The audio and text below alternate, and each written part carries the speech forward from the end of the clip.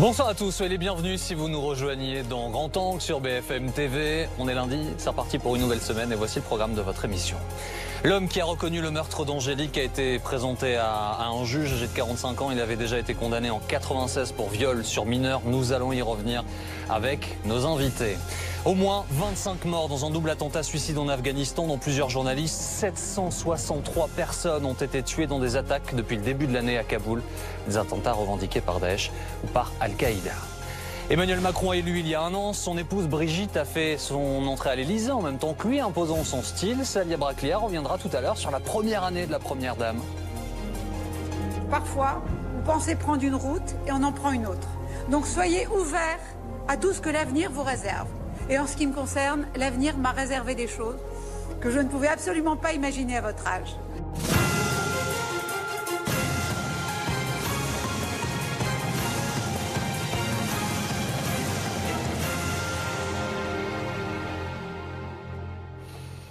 Les éléments de l'autopsie communiqués aujourd'hui par le procureur correspondent aux aveux faits par David Maramo, l'homme de 45 ans, déjà condamné en 1996 pour viol sur mineur, a avoué avoir violé et tué Angélique. La jeune fille de 13 ans avait disparu mercredi. Grand angle reportage, Émeric Barraud avec les équipes BFM TV.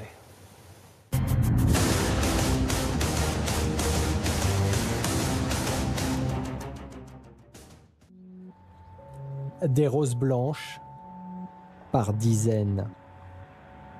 Depuis hier, ce parc où aimait jouer Angélique s'est transformé en lieu de recueillement. Amis de collège et voisins, tous viennent saluer la mémoire de celle qui était aimée de tout un quartier. Elle disait bonjour à tout le monde. Elle venait facilement nous voir. On avait des chiens, elle venait nous voir tout le temps. Elle avait un problème, elle venait tout le temps. C'était notre petite princesse du quartier, quoi. Ça va être une petite fille qui va beaucoup nous manquer.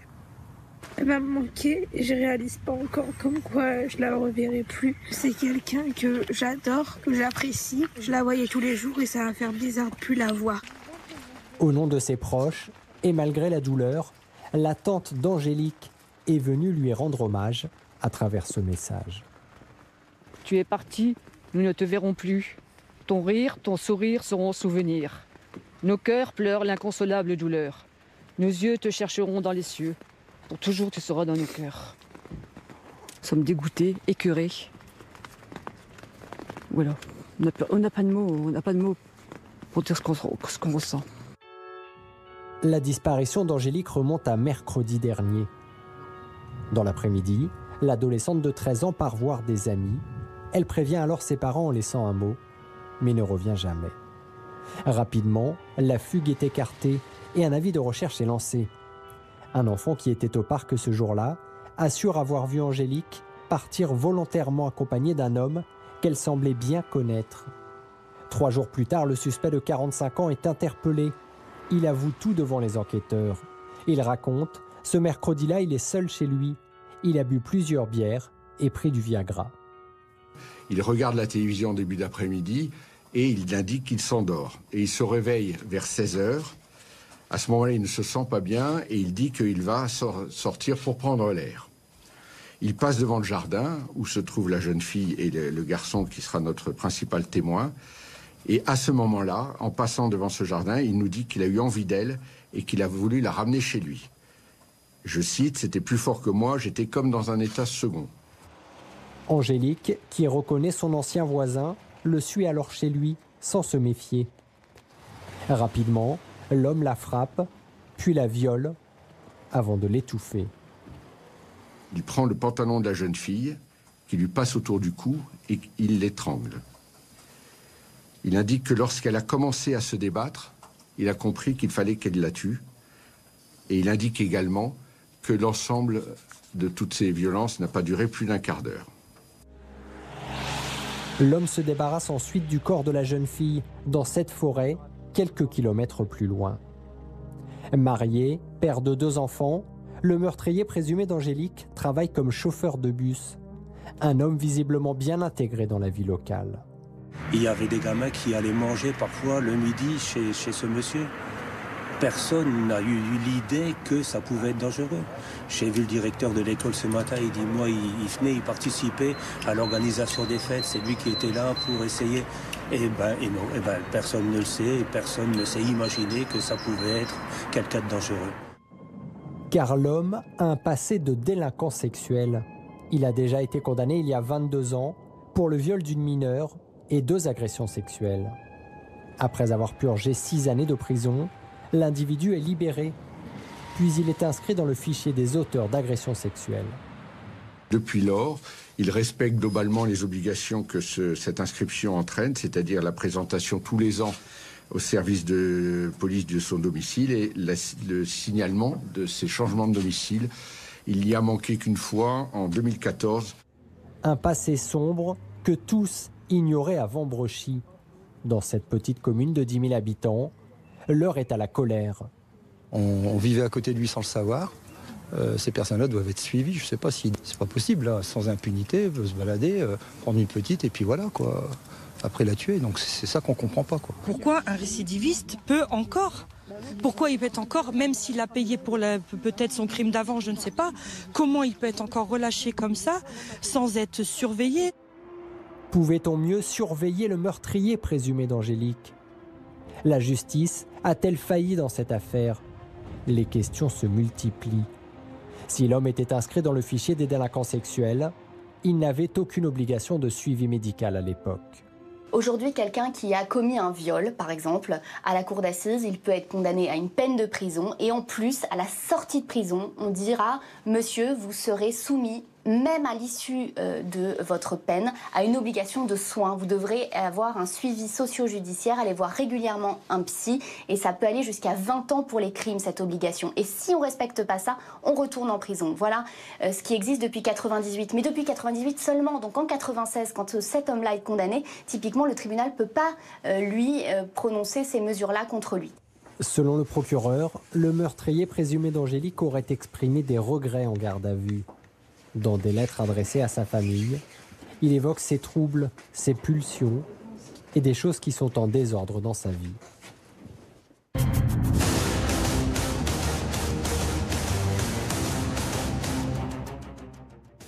Bonsoir Dominique Rizet. Bonsoir Jean-Baptiste. Bienvenue dans Grand Angle. Bonsoir Stéphane Bourgoin. Bienvenue. Bonsoir. Vous êtes écrivain spécialisé des affaires criminelles. L'homme qui rêvait d'être Dexter, c'est votre nouveau livre chez Ring. Cet homme a parlé de pulsions. Il a avoué ses pulsions aux enquêteurs. Pourtant, ce qui est troublant, c'est l'agenda, en tout cas son calendrier des dernières heures. Hein. Oui, puisque il prétend avoir rencontré par hasard Angélique dans le parc. Après s'être endormi, avoir bu 3 canettes de bière, mais surtout quelques heures auparavant, il part à Lille dans un sex shop pour acheter des pilules pour des troubles d'érection. Donc on peut pas, pour le moment, on ne peut pas parler encore de préméditation, puis ce sera au juge d'instruction de déterminer si c'est le cas. Mais ça laisse quand même des doutes par rapport à cette pulsion subite, il dit éprouvée. Et ce qui vous conduit à dire ça, ce qu'il faut rappeler, c'est que son épouse était absente. Hein. Son épouse était absente et revenait le lendemain avec les 2 garçons, puisqu'ils étaient dans le sud de la France. Donc il avait la possibilité et l'opportunité de commettre un tel acte. Alors, il y a quelque temps, Stéphane Bourgoin s'était parlé sur ce plateau, l'affaire du violeur de la Sambre. Cet homme, toute la communauté disait « Mon Dieu, mais c'est un choc terrible, cet homme était investi dans la vie de notre ville ». Là, on voit la même chose, les mêmes réactions et les mêmes photos d'un homme voilà, qui ne présente aucun signe avant-coureur. Ah oui, tout à fait, hein, j'y ai pensé immédiatement. Même type de profil que Dino Scala, le violeur de la Sambre, marié, bien intégré, qui était entraîneur d'un club de foot local, qui participait à la vie collective de la ville où il réside. Et typiquement, on a dans tous les reportages que vous diffusez, les habitants, les voisins qui disent mais c'était un type adorable, qui s'investissait dans la vie locale. C'est toujours ce masque de normalité, ce clivage entre une façade apparente de normalité et malgré tout quand même des pulsions qui sont préméditées. Hein. Dino Scala, il avait toujours dans la boîte à gants de son véhicule des préservatifs et une arme blanche. Cet homme, ce suspect, principal suspect, Dominique Rizet, il est resté longtemps en sommeil, si je puis m'exprimer ainsi. Évidemment, la question du suivi de ce type de personnalité se pose désormais. Ouais, c'est compliqué parce qu'il sort de prison en 2000, il était condamné à 9 ans, il a fait 6 ans. Il sort en 2000, c'est une sortie sèche, on appelle ça comme ça, sans contrôle judiciaire, sans CJ et sans suivi médical. Et tout se passe visiblement bien, à moins, sauf à ce que les enquêteurs aient découvert autre chose ou qu'il leur ait avoué autre chose pendant sa garde à vue qui est en train de s'achever, puisqu'il va être présenté à un juge, sauf à ce qu'on découvre autre chose. Pendant 18 ans, c'est quelqu'un qui se tient extrêmement bien, qui épouse une femme en 2002, qui a des enfants avec elle, qui a la vie sociale dont vous avez parlé, dans cette commune que tout le monde apprécie. Donc c'est quelque chose de totalement imprévisible. Même s'il avait été signalé, ça n'aurait visiblement rien changé. On est dans le cas d'une personne qui a refait sa vie, qui a droit à l'oubli, qui a droit à ce qu'on la laisse en paix, puisqu'il a effectué sa peine. Et c'est ça qui est terrible, et c'est ça qui est tragique. Et c'est ça que, ce soir, personne à Vambrechy, ni en France d'ailleurs, dans tous ceux qui nous écoutent, ne peut entendre et ne peut accepter d'entendre. Et c'est pourtant la vérité, parce qu'on ne peut pas suivre comme ça perpétuellement quelqu'un. Et la loi a changé à ce sujet d'ailleurs. Oui, bien sûr. 18 ans, qu'est-ce qu'on peut faire si on avait dit hier à un juge, attention, cet homme-là est dangereux, le juge aurait sans doute dit, écoutez, pour l'instant, pour moi, il n'est pas dangereux. Peut-être que, c'est ce que disait tout à l'heure le docteur Coutenceau ici sur ce plateau, l'absence de sa femme qui part en vacances et qui le laisse seul a fait émerger en lui quelque chose qui était enfoui tellement profondément. Voilà. En même temps, il y a 78 000 personnes inscrites dans le fichier des délinquants sexuels. Ça demanderait des moyens considérables quand on sait que pour les fichiers S, il faut à peu près 26 personnes pour les surveiller, chaque individu. Stéphane Bourgoin, d'un mot s'il vous plaît, on a déjà vu ce qui s'est passé là, c'est-à-dire des aveux assez complets a priori, assez rapides de l'auteur des faits. Oui, tout à fait. De la même manière, lorsqu'il commet ces crimes, un viol d'une mineure de 12 ans avec arme blanche et 2 agressions contre des femmes d'une quarantaine d'années, plus un vol avec violence, c'est en l'espace d'un mois, il avoue très rapidement également. Le problème, c'est que fait-on de ces individus ? C'est une vaste question, on va y revenir évidemment au cours de cette soirée. Merci Stéphane Bourgoin d'avoir été avec nous. Merci Dominique Rizet, on se retrouvera tout à l'heure dans Grand Angle. Dans un instant, Célia Braclia nous rejoint. 1 an que Emmanuel Macron a été élu et du coup Brigitte Macron est arrivée à l'Elysée. Célia vous en parle dans quelques secondes.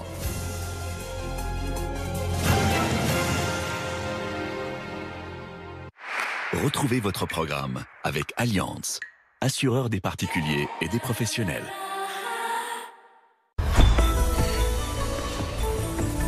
Sur le web, retrouvez bfmtv.com. KPMG est fier d'être partenaire de la campagne Plus grand, plus fort de BFM Business pour faire grandir les entreprises et libérer la croissance. Retrouvez toute l'actualité de la campagne sur le site de BFM Business. Avec KPMG, partenaire de votre croissance.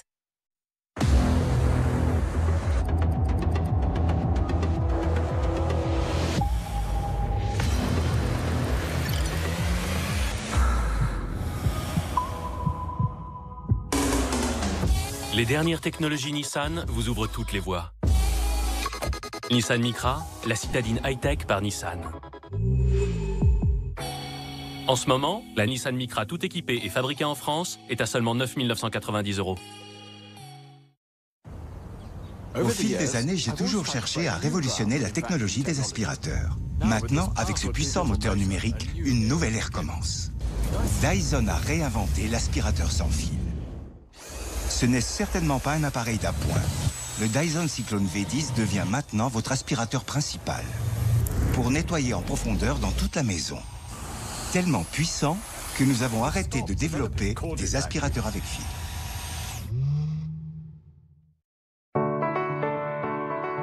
J'aurais bien aimé faire du karaté, mais c'est impossible pour les hémophiles. Je vois pas l'intérêt de prévenir mes copains. Je veux pas de traitement de faveur. Quand on est hémophile, on se méfie de tout et tout le temps. Depuis une trentaine d'années, l'hémophilie est prise en charge dès le plus jeune âge, ce qui a permis d'en retarder les effets les plus visibles. Pour autant, la maladie est bien là. Elle se manifeste essentiellement sous forme de saignements externes ou internes que les hémophiles ressentent, en particulier dans leurs articulations.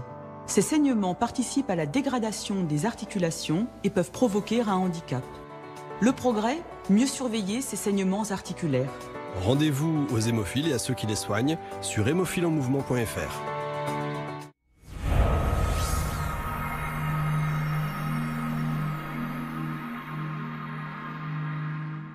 Combien d'hôtels compare Trivago? 1000? 6000? 100 000? 500 000? Trivago compare désormais plus d'1 million d'hôtels pour vous aider à trouver l'hôtel idéal au meilleur prix. Un hôtel? Trivago. MMA Business Entreprise, interruption spéciale. En direct à Lille, un drame est en train de se jouer dans une entreprise informatique. Claude, que s'est-il passé? Oui, Ludivine, je me trouve avec le dirigeant de la société qui s'est blessé accidentellement. C'est grave? Non, non. Ah bah si, c'est très grave. S'il peut plus travailler, il va se retrouver sans revenu. Pas du tout. Avec l'assurance revenu pro MMA, je vais percevoir des indemnités compensant ma perte de revenus, alors... Bon bah si c'est pas grave, envoyez la pub.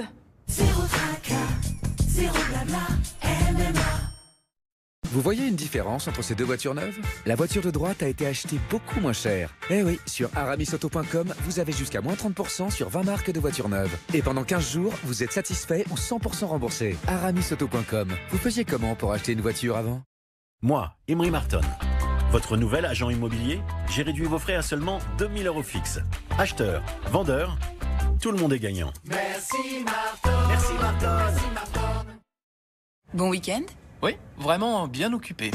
Je me suis levé tôt, j'ai surfé un peu sur le net, et puis arrosé mes plantes. J'ai retrouvé un ami. Ah, et je me suis fait une nouvelle playlist. Et toi? C'était à peu près pareil. Nouveau Ford EcoSport. Mettez du SUV dans votre vie. À partir de 149 € par mois, avec Bluetooth, jantes alliage, air conditionné et aide au démarrage en côte.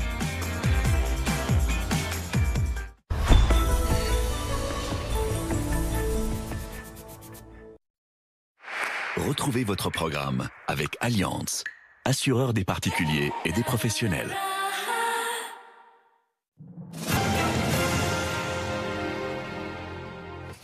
Suite de Grand Angle sur BFM TV. Un double attentat suicide a fait 25 morts ce matin à Kaboul. La deuxième déflagration visait spécifiquement les journalistes arrivés sur place après la première explosion. Plusieurs ont été tués. Une scène malheureusement trop fréquente en Afghanistan. Depuis le début de l'année, 763 personnes ont été tuées par des attaques terroristes dans la capitale afghane. Grand Angle, reportage Gaël Jordan.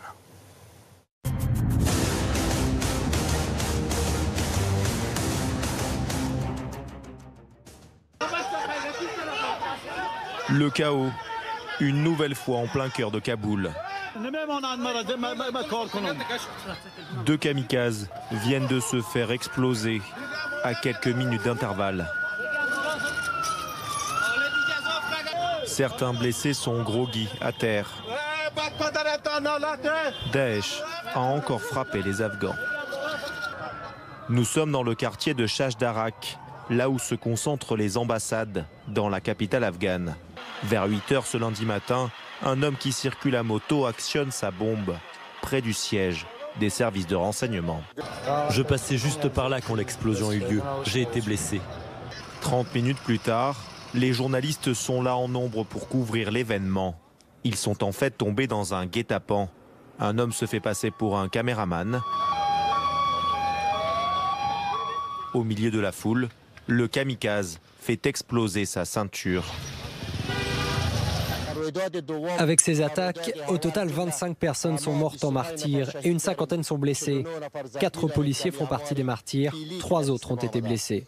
Parmi les victimes, Shamarai, le chef photographe de l'agence France Presse à Kaboul.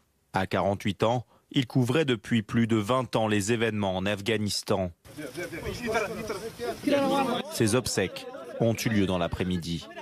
Aux oppresseurs qui sont en train de tuer notre peuple innocent, Allah le Tout-Puissant vous fera entrer en enfer. Dans sa carrière, Shamarai a su saisir les dangers d'un pays en guerre. Avec Daesh, les talibans multiplient les attentats dans le pays. Les talibans rejettent les appels du gouvernement afghan à entamer des négociations de paix. Depuis le début de l'année, près de 800 personnes ont été tuées en Afghanistan, 1500 blessés. C'est 2 fois plus que l'an dernier.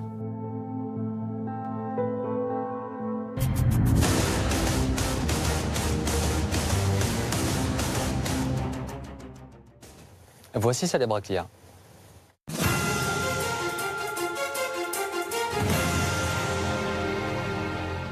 Ça va, Salia? Ça va bien, ouais. Vous faites pas le pont, vous? Non. Non, vous êtes là. Je suis là, moi, ouais. Bon, Salia, ce soir, vous vous intéressez à la première dame, Brigitte Macron. Ouais, parce qu'elle aussi fête un anniversaire. Je vais aller plus vite que la musique. Ça va faire 1 an qu'elle a investi l'Élysée aux côtés de son époux.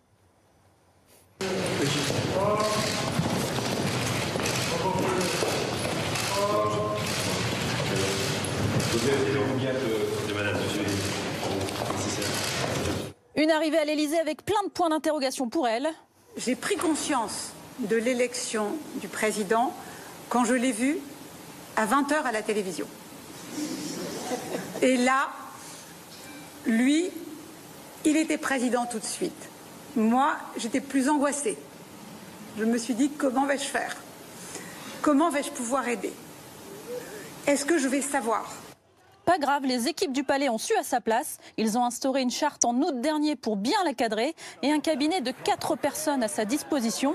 D'abord pour gérer son rôle de représentation, car depuis 1 an, Brigitte Macron, c'est l'atout popularité du président en France. Regarde Brigitte, ouais, super. Passez-lui le bonjour. Mais aussi à l'étranger. Elle est là, regardez. Ah ouais.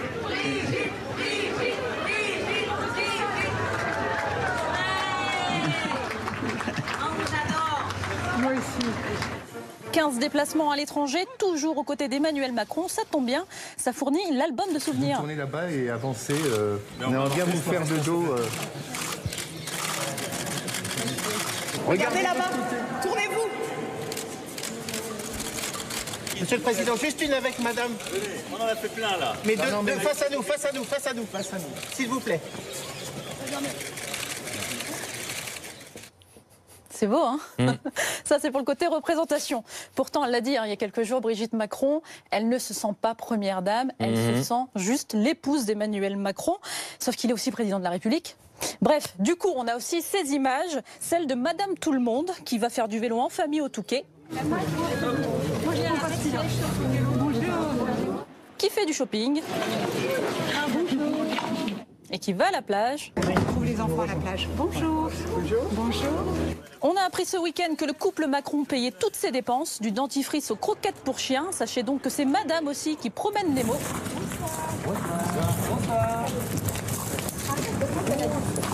Et en bonne maîtresse de maison, c'est aussi elle qui rafraîchit la déco du palais de l'Élysée. On a vu venir des meubles un peu plus contemporains, du mobilier national. Le tapis a été fait au mobilier national. C'était des collections du mobilier national, le tableau également. La tapisserie, elle était glissée là-bas.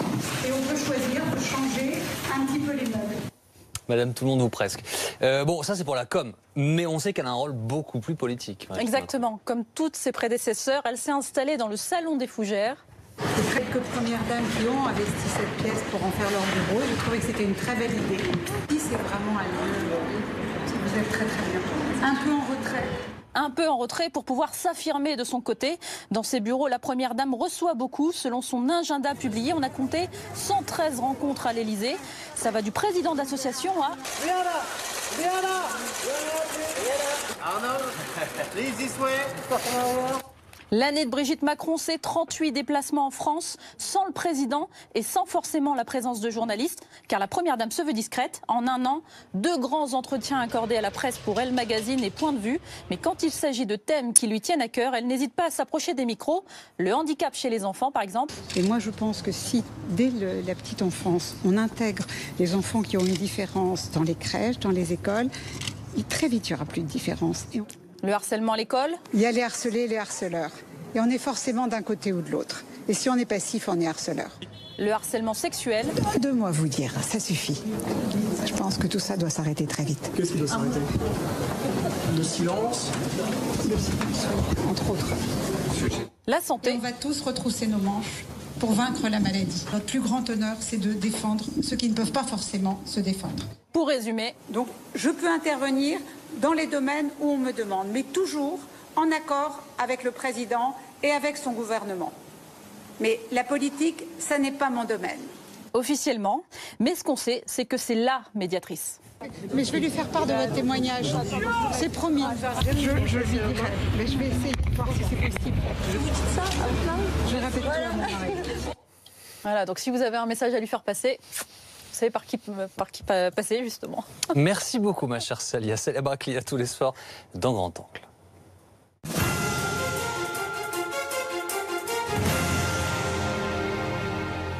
Dans un instant, nous allons revenir sur les toutes dernières informations après la mort d'Angélique. Un homme avoue l'avoir violée, l'avoir tuée. Cet homme qui avait déjà été condamné pour le viol d'une mineure, c'était en 1996.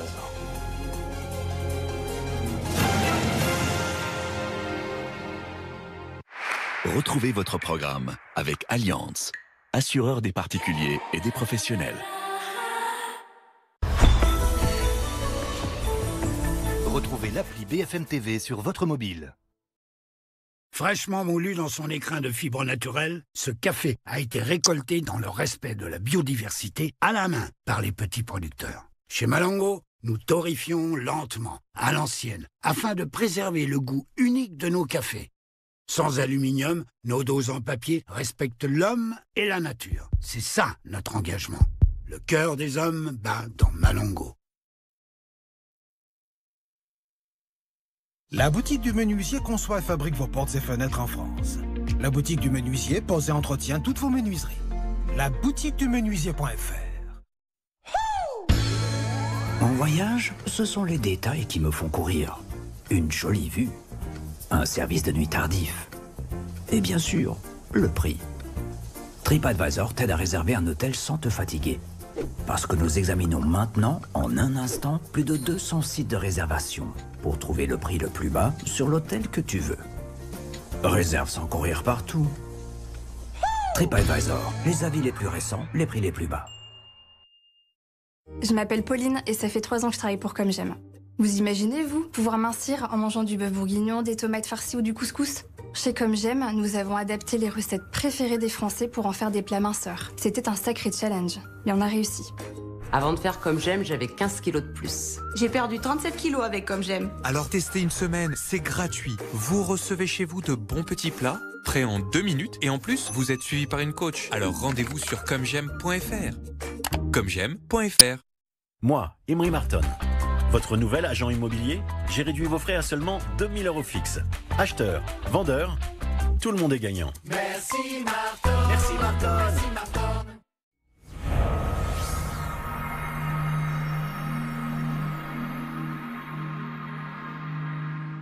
Le Crédit Mutuel donne le la au Printemps de Pérouge du 7 juin au 5 juillet. Venez vivre un événement unique et des moments magiques au cœur de l'Ain avec les plus grands artistes du moment. Scorpion, Santana, Martin Solveig, Calogero, Nekfeu, Gauvin Serre, Kids United and Friends. 3 lieux, 15 soirées au Printemps de Pérouge du 7 juin au 5 juillet.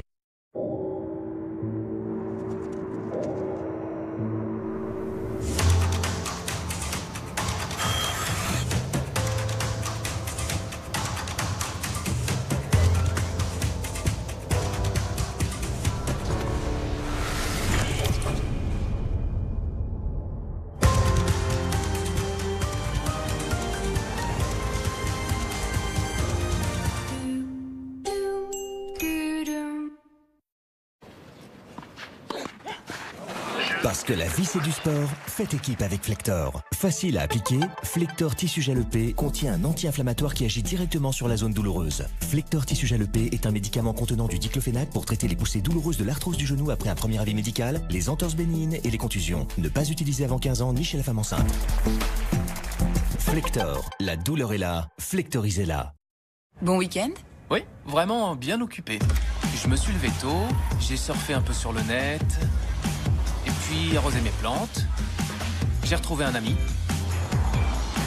Ah, et je me suis fait une nouvelle playlist. Et toi? C'était à peu près pareil. Nouveau Ford EcoSport. Mettez du SUV dans votre vie. À partir de 149 € par mois, avec Bluetooth, jantes alliage, air conditionné et aide au démarrage en côte.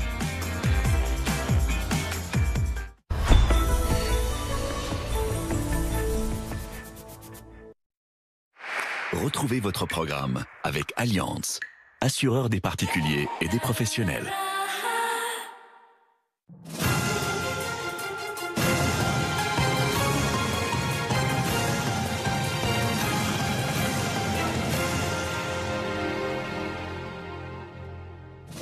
Bonsoir et bienvenue, vous regardez Grand Angle sur BFM TV, il est 22h30 et voici le programme de votre émission ce lundi. Déjà condamné en 1993 pour viol sur mineur, l'homme arrêté samedi a avoué le viol, le meurtre d'Angélique. La jeune fille de 13 ans avait disparu en milieu de semaine. Les éléments de l'autopsie recoupent les aveux du récidiviste. Un soupçon de favoritisme au bénéfice d'Emmanuel Macron. Un prestataire lui aurait loué une salle à des tarifs bien moins élevés qu'à d'autres candidats à la présidentielle. Information de Mediapart ce soir, explication dans cette émission. À 22h45, Grand Angle reportage dans le plus grand bidonville de Paris, le plus grand de l'histoire de la capitale selon les associations. 2000 personnes y survivent, 50 personnes arrivent chaque semaine. Je vais dormir ici. Ça fait 4 mois, moi, je vais dormir ici. 4 mois, c'est... Regarde. Regarde. Heureusement, la Croix-Rouge, je l'ai donné la tente.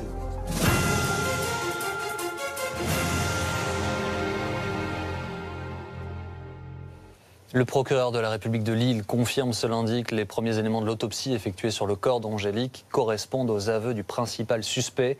L'homme de 45 ans a avoué avoir violé et tué la jeune fille de 13 ans. Il avait déjà été condamné pour viol sur mineur en 1996. Pierre Corieux. Le principal suspect a donc avoué dès sa première audition en garde à vue le meurtre d'Angélique, 13 ans. Un récit à la fois détaillé et glaçant. L'homme connaissait la jeune fille depuis des années. Ils ont longtemps habité dans le même immeuble. Mercredi, c'est dans le parc de cette résidence qu'ils se croisent. Et à ce moment-là, en passant devant ce jardin, il nous dit qu'il a eu envie d'elle et qu'il a voulu la ramener chez lui. Je cite, « C'était plus fort que moi, j'étais comme dans un état second ». Il prétexte d'avoir un objet à lui remettre pour ses parents et donc elle le suit sans méfiance. Il l'emmène donc chez lui, à son domicile qui est à quelques dizaines, quelques centaines de mètres. Il avoue avoir tenté de la violer et c'est en la voyant se débattre qu'il décide de la tuer en l'étranglant. Un récit confirmé par l'autopsie. Après ses aveux, le suspect emmène les enquêteurs à l'endroit où il a déposé le corps. Le corps de la jeune fille est entièrement dévêtu.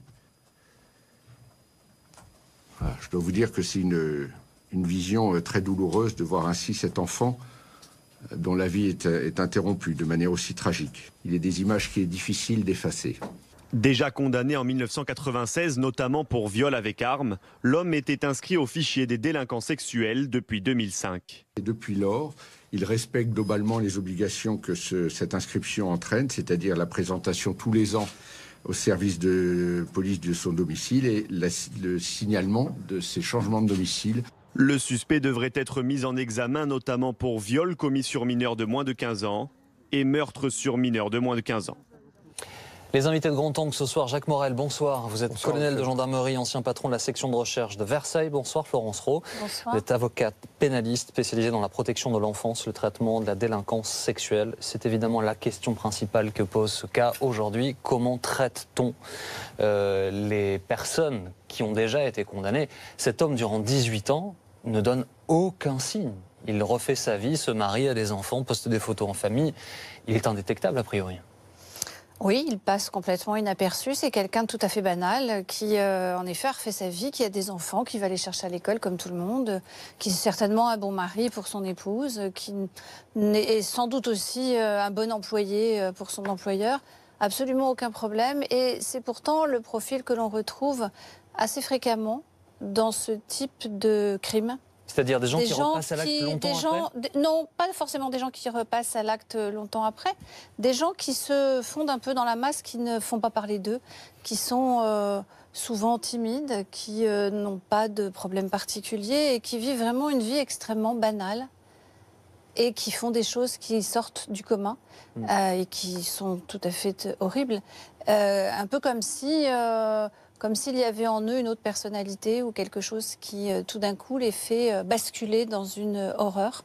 Effectivement, là, on a quelqu'un qui n'a plus bougé pendant très longtemps. Et la question, je pense, est de savoir ce qui a pu déclencher ce nouveau passage à l'acte. Jacques Morel, le débat a déjà commencé, mais il va sans doute prendre une tournure plus politique et on va parler de cette affaire. Comment est-ce que les services de police, de gendarmerie peuvent efficacement traquer ce type d'individu, en tout cas prévenir toute récidive? Quels sont aujourd'hui les éléments qui sont à la disposition des policiers et des gendarmes? Il y a un fichier? Il y a un fichier, mais malheureusement le fichier, si vous voulez, il est souvent consulté après les faits, donc c'est trop tard. Si quelqu'un est passé à l'acte, moi je dis que c'est trop tard. On a une époque où on ne peut plus se permettre de vivre les événements une fois qu'ils sont faits. Il faut protéger les gamins. On ne peut plus laisser ça. Bon, les adultes qui sont déjà victimes d'agressions sexuelles, c'est déjà quelque chose de très grave. Mais des enfants qui sont sans protection devant un adulte, facilement ils sont convaincus, ils suivent un adulte avec des prétextes divers pour en arriver, si vous voulez, à se faire mettre dans cet état par des prédateurs. Et ça, il faut trouver une solution pour éviter le passage à l'acte. Alors, pour éviter le passage à l'acte de quelqu'un qui est déjà connu, c'est quand même plus facile que pour éviter le passage à l'acte de quelqu'un qui est inconnu. Alors, les moyens, ils existent. Il y a des bracelets électroniques qui permettraient de savoir à un instant T qui était autour d'une scène de crime ou qui était autour d'une découverte de cadavres, notamment pour les problèmes des enfants, puisqu'on est sur ces problèmes d'enfants qui sont horribles, où les enfants sont laissés seuls face à des prédateurs. Oui, sauf qu'en l'espèce, cet homme a été condamné, Florence Rau, 9 ans de prison, il en a fait 6, il est sorti. Oui. On peut donc estimer qu'il a payé pour son premier crime, il a payé à la société, il a été incarcéré, il est sorti. Ouais. Or, la législation a évolué entre-temps sur le suivi, je crois. Oui, c'est-à-dire que quand il a été condamné, n'existait pas encore le suivi socio-judiciaire, puisque cette mesure a été instituée en 1998. Et il a été condamné en 1996. Donc effectivement, cet individu a été soumis au fichier, puisque le fichier n'existait pas non plus, des infracteurs sexuels, il n'existait pas. Mais quand il a été mis en place en 97, je crois, ne pas me tromper de date, les inscriptions ont été rétroactives. Donc tous ceux qui avaient été condamnés pour ces motifs ont été de facto complètement intégrés au fichier. Le fichier, c'est bien. On l'a au moment de l'affaire Dutroux, c'est là qu'il est apparu. On a regretté de ne pas l'avoir eu au moment de l'affaire Guy Georges, notamment. Mais en même temps, ça ne permet que de retrouver quelqu'un qui est déjà fiché. Et ce fichier ne surveille pas, n'accompagne pas, ne contraint pas. C'est-à-dire que les gens qui sont inscrits sur ce fichier ont comme obligation de venir pointer 2 fois par an pour signaler leur adresse, confirmer ou signaler un déménagement. Mais le gendarme dans sa gendarmerie ou le policier dans son commissariat qui va être affecté à ce contrôle ne va rien faire d'autre. Donc ça n'est pas un outil ni de prévention de la récidive, ni de traitement des pathologies, parce que ce sont des pathologies de ces prédateurs sexuels. La liste, combien y a-t-il de noms sur ce fichier? Il y en a beaucoup, plusieurs dizaines de milliers de noms. Alors je serais incapable de vous donner je crois tout à l'heure, chiffre, Stéphane Bourgoin sur ce plateau parlait de 70 ou 78 000 noms. Oui, tout à fait. C'est quelque chose comme ça, c'est colossal, mais en même temps, vous avez un petit peu tout. C'est-à-dire que vous avez des prédateurs comme celui dont on parle aujourd'hui, et vous avez des gens qui ont été condamnés pour avoir regardé quelqu'un dans le métro. Donc, si vous voulez, ça n'est pas non plus significatif. Mais en tout cas, ça permet, et ça, qu'est-ce ça de bien aussi, c'est que lorsque vous êtes mis en accusation et qu'il y a des traces, on peut vous disculper ou on peut au contraire vous retrouver. Oui, sauf que ce que vous disiez tout à l'heure, Jacques Morel, c'est un élément qui est utile a posteriori. Absolument. Il ne permet pas de prévenir le passage à l'acte. Le travail, justement, il est à faire sur faire preuve d'imagination, si vous voulez. Je pense que ce monsieur, vous disiez, il a purgé sa peine. OK. Mais le fait de mettre un bracelet, c'est pas une punition supplémentaire, c'est de la prévention pour les enfants. C'est pour qu'ils repassent pas à l'acte. C'est pour se dire que s'il se passe quelque chose à l'endroit où il se trouve quelque chose, on va retrouver tout de suite les gens qui étaient en situation et qui était connu pour des faits à Oui, l'identique. sauf que vous voyez bien ce que pose, d'un point de vue du droit, l'hypothèse que vous avancez ce soir. Il paraît très compliqué aujourd'hui de condamner a priori des gens. Ils ont été condamnés pour une affaire, s'ils ont purgé leur peine. Comment les identifier? Le port d'un bracelet électronique, c'est illégal a priori. Et puis de toute façon, le port du bracelet électronique, dans le cas qui nous occupe ce soir, n'aurait pas servi à grand-chose, puisque on l'a identifié tout de suite. Il y a ce petit garçon de 10 ans qui a été fantastique, qui a tout de suite, on ne sait par quel instinct, été prévenir les autorités. On l'a retrouvé, il a tout avoué, donc on n'est pas dans une configuration où il faut qu'on cherche, où il faut qu'on ait des preuves de sa présence sur la scène de crime.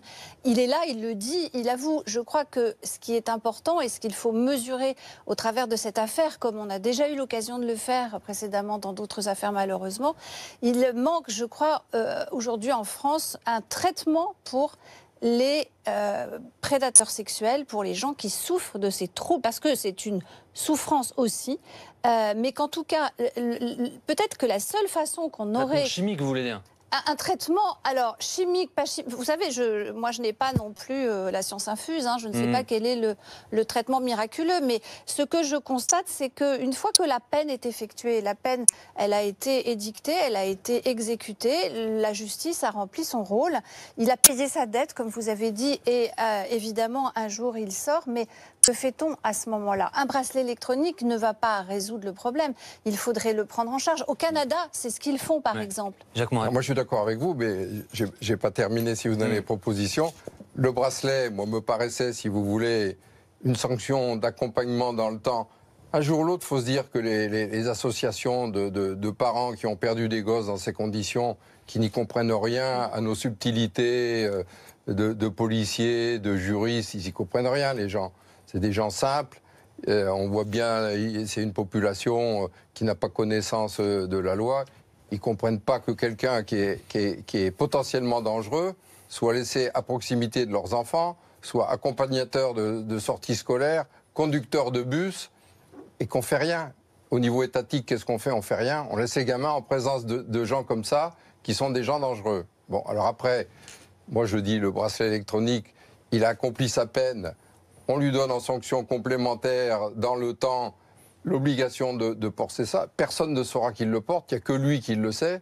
On donne ça à un service de police ou à un télésurveilleur et ça n'est consulté que s'il se passe quelque chose. Et s'il se passe quelque chose, on saura simplement quels sont les bracelets qui étaient à proximité de l'endroit où ça s'est passé. Ça, c'est la première chose. La deuxième, il faut un suivi médical obligatoire 2 fois par an pour faire l'état mental d'une personne. Dans un service spécialisé, on s'est évalué en une demi-journée si quelqu'un... Oui, sauf que la difficulté, Jacques Morel, en l'espèce, peut-être qu'un spécialiste ayant vu cet homme la veille ou l'avant-veille aurait dit, ou un juge aurait dit... C'est possible. Bon, au moment où on se parle, il ne présente aucune difficulté, il a été condamné il y a 18 ans, je ne vois rien qui, au moment où nous nous parlons, indique qu'il représente un danger. C'est ça aussi la très grande difficulté. Au moins, on pourrait expliquer aux parents qu'il y a quelque chose qui est fait pour suivre ces gens qui sont potentiellement dangereux et qui peuvent s'en prendre, la preuve, à leurs enfants. Au moins, on pourra évoquer les dispositions qui sont prises. Mais là, je crois qu'on est quand même dans un cas de figure qui est un peu extrême. On a une personnalité qui me semble être... on a un cas qui est assez extrême. Je crois que les parents auraient certainement préféré savoir qu'ils avaient comme voisin, qu'ils fréquentaient tous les jours, quelqu'un qui avait déjà été condamné pour ce type d'agression. Ça n'est pas anodin. Vous savez que la divulgation de ce type de liste, que ce soit pour les cas de terrorisme ou ce cas-là, c'était une question extrêmement sensible. Bien sûr que c'est une question extrêmement sensible et il ne s'agit pas de divulguer ce genre d'informations à tout propos, mais à propos de personnes qui ont déjà été condamnées à des lourdes peines avec des profils particuliers comme celui-là. Peut-être qu'il faudrait réfléchir à la question. En tout cas, au jour d'aujourd'hui, ce qui est certain, c'est que les parents ne peuvent pas comprendre qu'ils vivaient avec un prédateur sur leur palier et que leur gamine le croisait tous les jours et que, effectivement, si on en revient à votre propos, que personne ne les ait aidés à détecter ce genre de situation. Merci beaucoup, merci à tous les deux d'avoir été avec nous ce soir dans Grand Angle sur BFM TV. Emmanuel Macron a-t-il bénéficié de remises illégales d'un prestataire pour la location de salles et de matériel? C'est la question que pose Mediapart en comparant les factures du candidat d'En Marche avec celles de Benoît Hamon et de François Fillon pour le même espace à Paris. Et pour une facture, vous allez le voir, très différente. Explication Loïc Besson. 12 juillet 2016, Emmanuel Macron n'est pas encore officiellement candidat à la présidentielle. Mais il vient de lancer son mouvement En Marche à la Maison de la Mutualité à Paris, une prestation mise en cause par Mediapart. Le candidat En Marche a alors bénéficié d'importants rabais, jusqu'à 100% pour la location de la salle la veille de l'événement. Sur le montant total de la facture, la remise s'élève à 20 000 €, soit près de 20%. GL Events, la société d'événementiel, évoque une pratique commerciale habituelle. Les prestations ont fait l'objet de facturation selon des critères communs à tous. Pourtant, ni Benoît Hamon ni François Fillon n'ont obtenu de rabais lors de meetings dans la même salle. Pour le meeting du 5 février, une prestation équivalente à celle d'Emmanuel Macron. Le seul volet location de la facture du Parti socialiste est chiffré à 43 523 €, soit près de 20 000 € de plus que le candidat En Marche sans aucune promotion. Même montant pour le candidat des Républicains, sans qu'aucune remise ne soit mentionnée sur la facture. Le parti dénonce une concurrence déloyale. La société JL Evans, elle, se défend de tout cadeau dans un communiqué. Il s'agit ici d'une remise usuelle en période estivale à Paris par les gestionnaires de sites événementiels, dans un contexte de concurrence très forte et de faible activité pendant la période d'été. Mediapart met également en cause la proximité entre le patron de JL Evans et un marcheur de la première heure, l'actuel ministre de l'Intérieur Gérard Collomb. C'est un camp de migrants en plein cœur de la capitale. D'après les associations, le plus grand qu'ait connu Paris et le pire en termes de salubrité et de sécurité. En septembre, il y avait 20 personnes. Elles sont aujourd'hui près de 2000 et chaque semaine, plusieurs dizaines d'entre elles s'y installent. À Grand Angle, le reportage, Régis de Conclois, Mélie Patéron et Philippe Rollin.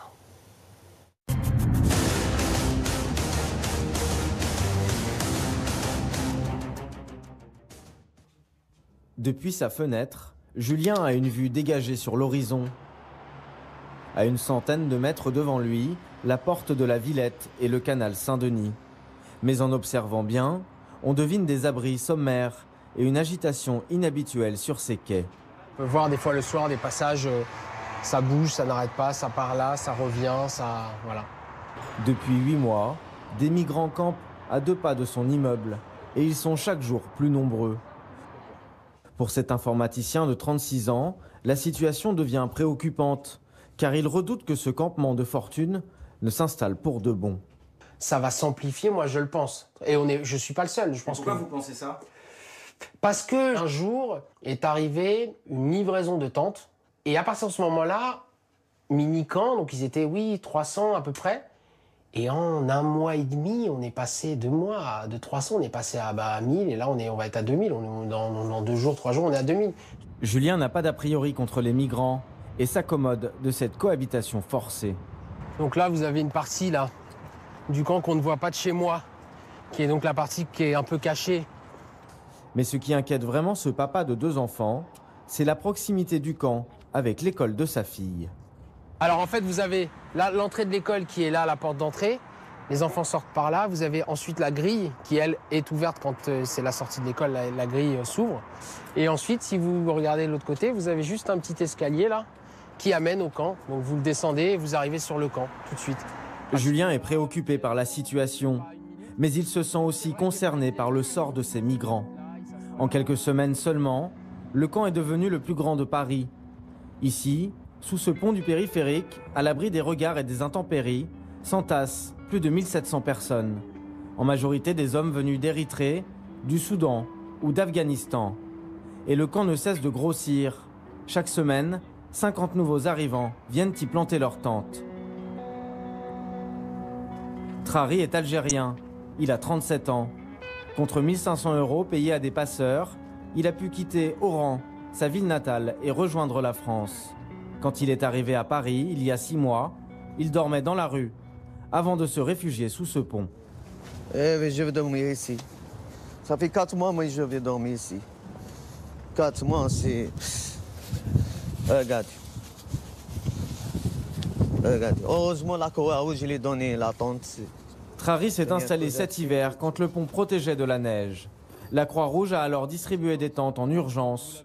Modeste confort dans cet environnement difficile. Non, c'est dur ici. C'est dur.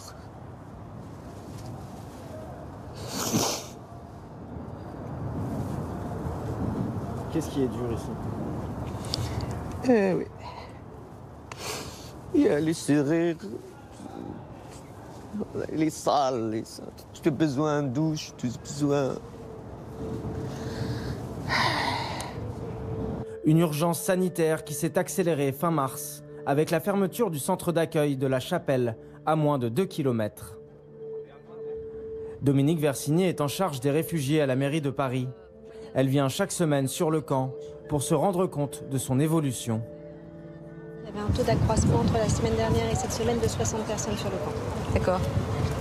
Alors, avant que le camp ne devienne insalubre, les services de la ville ont installé ces toilettes ou encore ce point d'eau potable.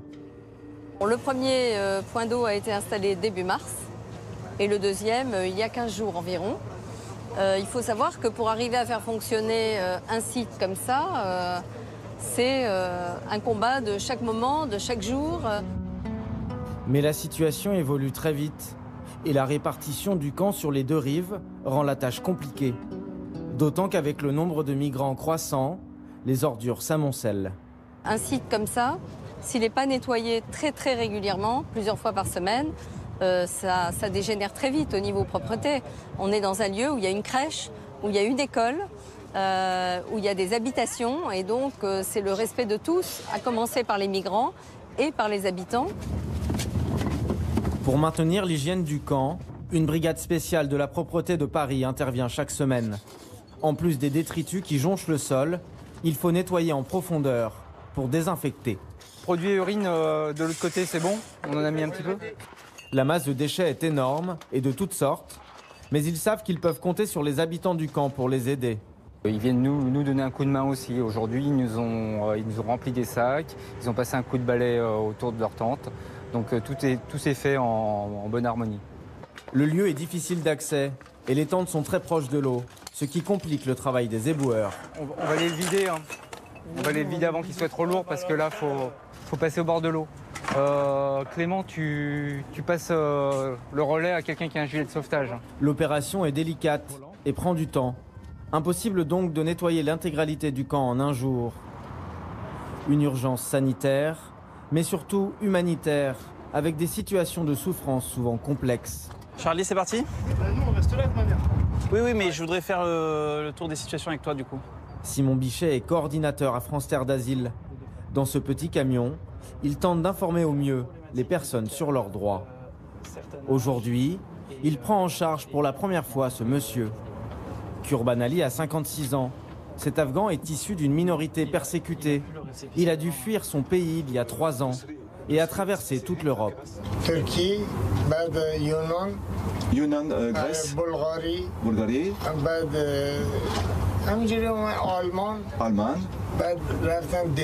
Danemark, Suède. Arrivé à Paris il y a 1 an, il vit dans le camp depuis décembre. Kurban Ali veut rester en France, mais sa situation est inextricable. Avant d'arriver ici, il était en Suède, où les autorités ont enregistré son dossier. Mais le pays ne veut pas le régulariser. L'idéal, ce serait qu'il puisse recommencer sa demande d'asile ici en France, recommencer à zéro avec une procédure normale. C'est pas tellement évident parce que la préfecture va vouloir qu'il retourne en Suède. Enfin, c'est comme un cercle vicieux, quoi. Et la Suède va essayer de l'envoyer en Afghanistan. S'il n'y va pas, il va revenir ici et le cercle vicieux continue, quoi. Comme Kurban Ali, chaque migrant a sa propre histoire. Simon et ses équipes prennent le temps pour les aider, car tous veulent rester en Europe. Ici, sur le campement de Porte de la Villette, c'est 50% de personnes qui viennent d'arriver et qui souhaitent demander l'asile en France. Et puis, sur les 50 autres personnes, de personnes, c'est des personnes qui ont déjà entamé des démarches et pour qui la situation est plus ou moins complexe. Riverains et associations craignent qu'à l'approche de l'été, les arrivées soient encore plus nombreuses.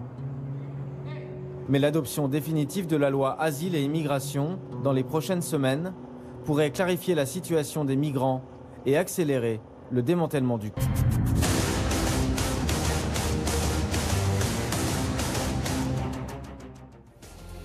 Reste avec nous dans un instant, nous allons revenir sur les toutes dernières informations après la mort d'Angélique. La petite fille de 13 ans a été violée, tuée. Et c'est un homme qui a déjà été condamné pour viol de mineur en 1996 qui a avoué les faits.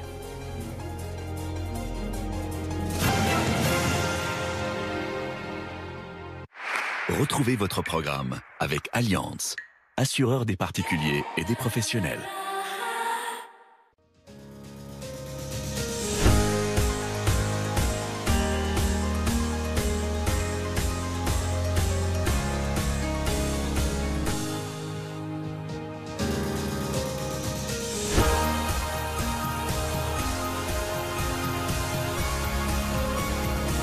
BFM TV, première sur l'info, aussi sur votre mobile.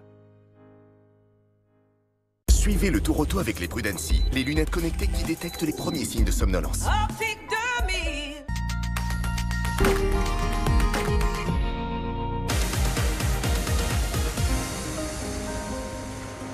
Les constructeurs italiens disparus, c'est le thème de la 27e édition du Tour Auto. Parmi les marques présentes, les récentes De Tomaso ou Autobianchi, les plus confidentielles Lombardi et Siata, ainsi que les prestigieuses et rares Osca, manufactures fondées par les frères Maserati après la vente de leur marque en difficulté financière. Elle occupe une place particulière dans le cœur des collectionneurs. C'est une marque très bien construite, à l'identique Maserati au fond, puisque c'est de leur conception technique. Et c'est très léger, très bien fait, très finement fait. Alors des tout petits moteurs, peut-être un peu fragiles, mais quand on regarde l'histoire d'Osca et des compétitions, en réalité ces voitures ont pas mal gagné de courses. Elles ont beaucoup été vendues aussi aux USA et elles ont énormément couru aux USA. C'était le Tour Auto avec les Prudency, les lunettes connectées qui détectent les premiers signes de somnolence.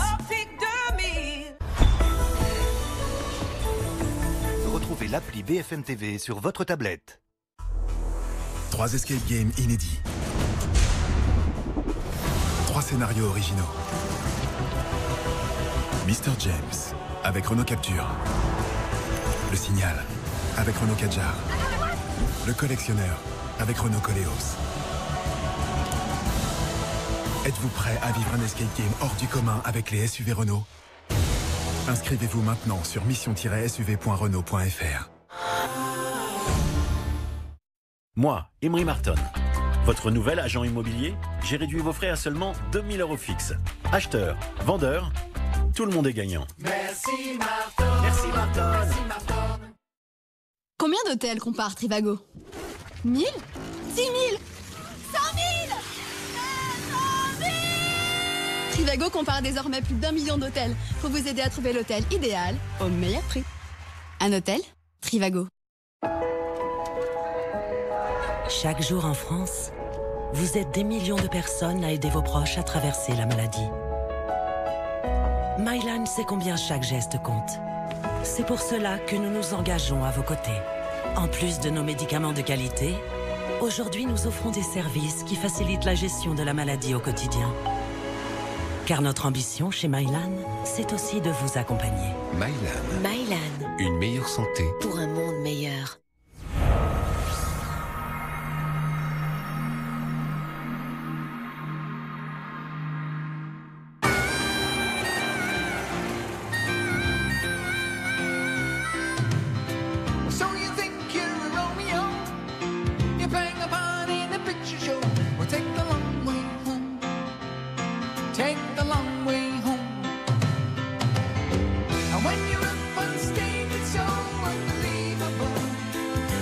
Notre vision de la mobilité naît de vos désirs de liberté.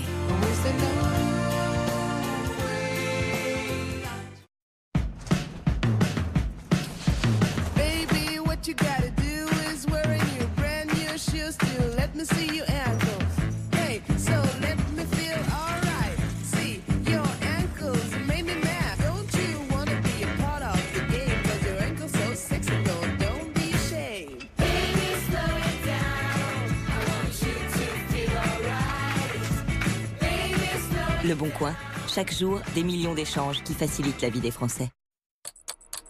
Il est bientôt 23h.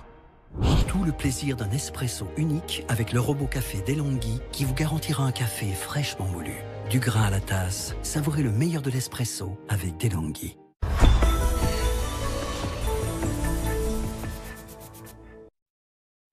Retrouvez votre programme avec Allianz, assureur des particuliers et des professionnels.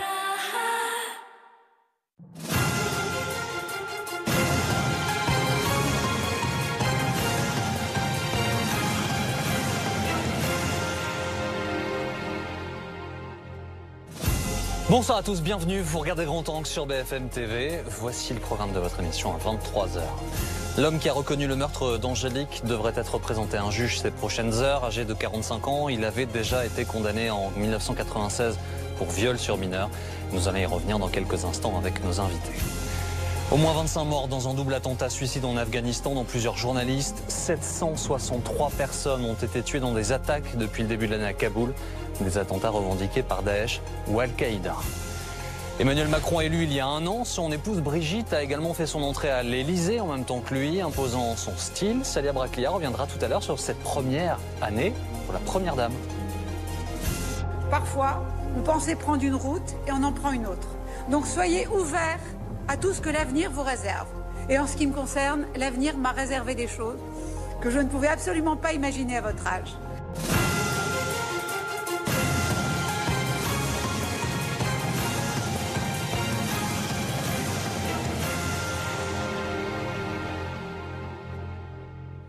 Les éléments de l'autopsie communiqués aujourd'hui par le procureur correspondent aux aveux faits par le principal suspect. L'homme de 45 ans, déjà condamné en 1996 pour viol sur mineur, a avoué avoir violé et tué Angélique. La jeune fille de 13 ans avait disparu mercredi. Reportage Aymeric Barraud avec les équipes BFM TV.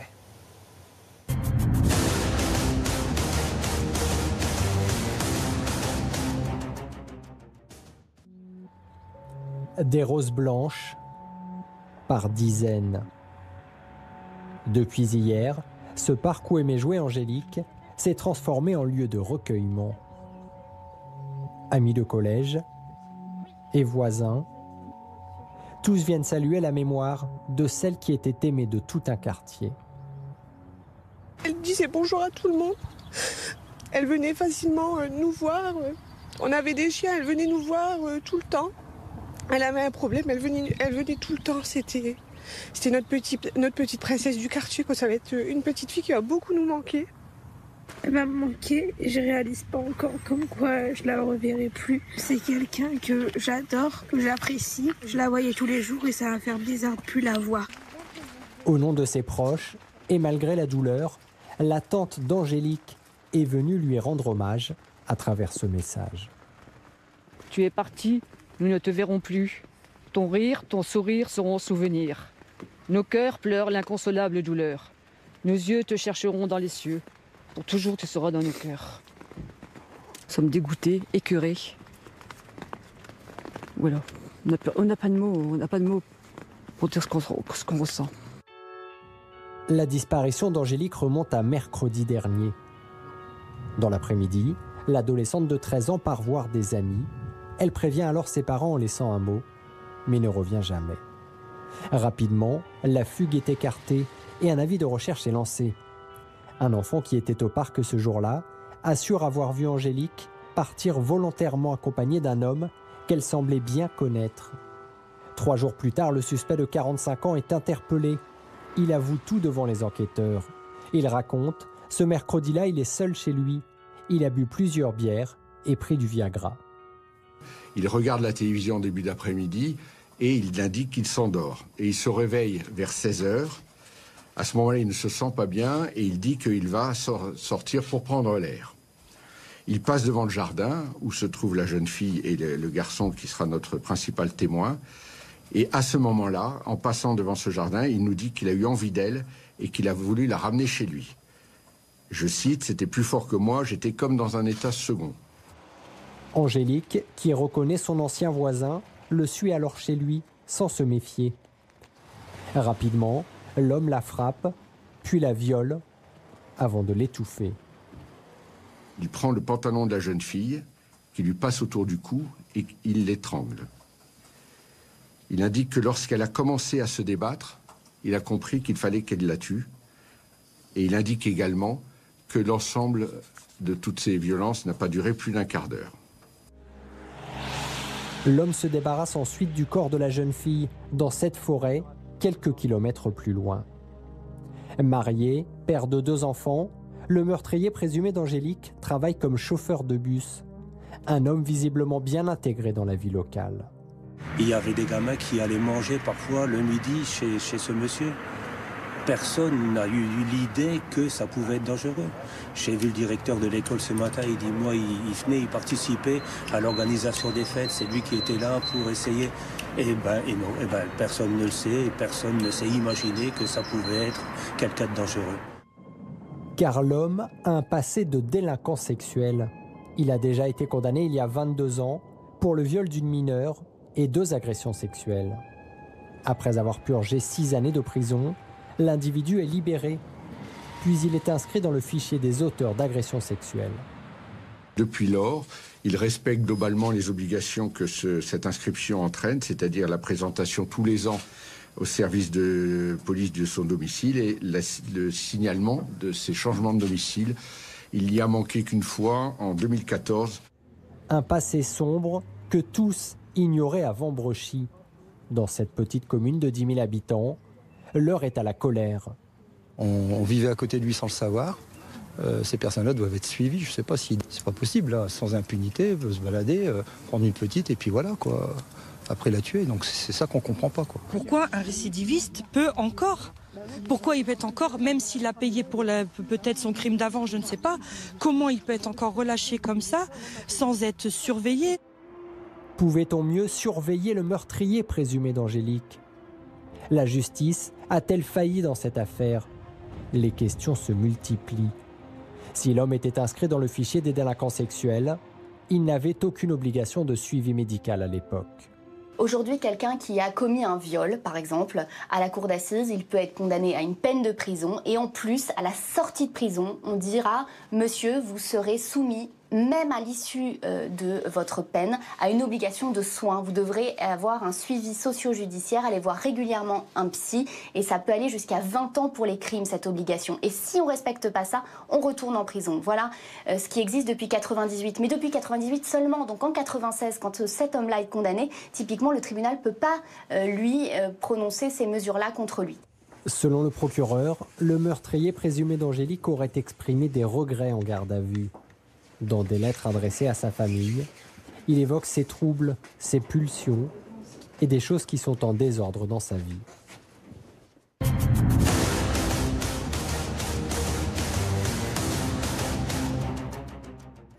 Bonsoir Stéphane Babonneau, bienvenue, vous êtes avocat pénaliste. Dominique Rizet est à vos côtés, bonsoir Dominique. Bonsoir Muriel Salmona, bienvenue. Vous êtes psychiatre.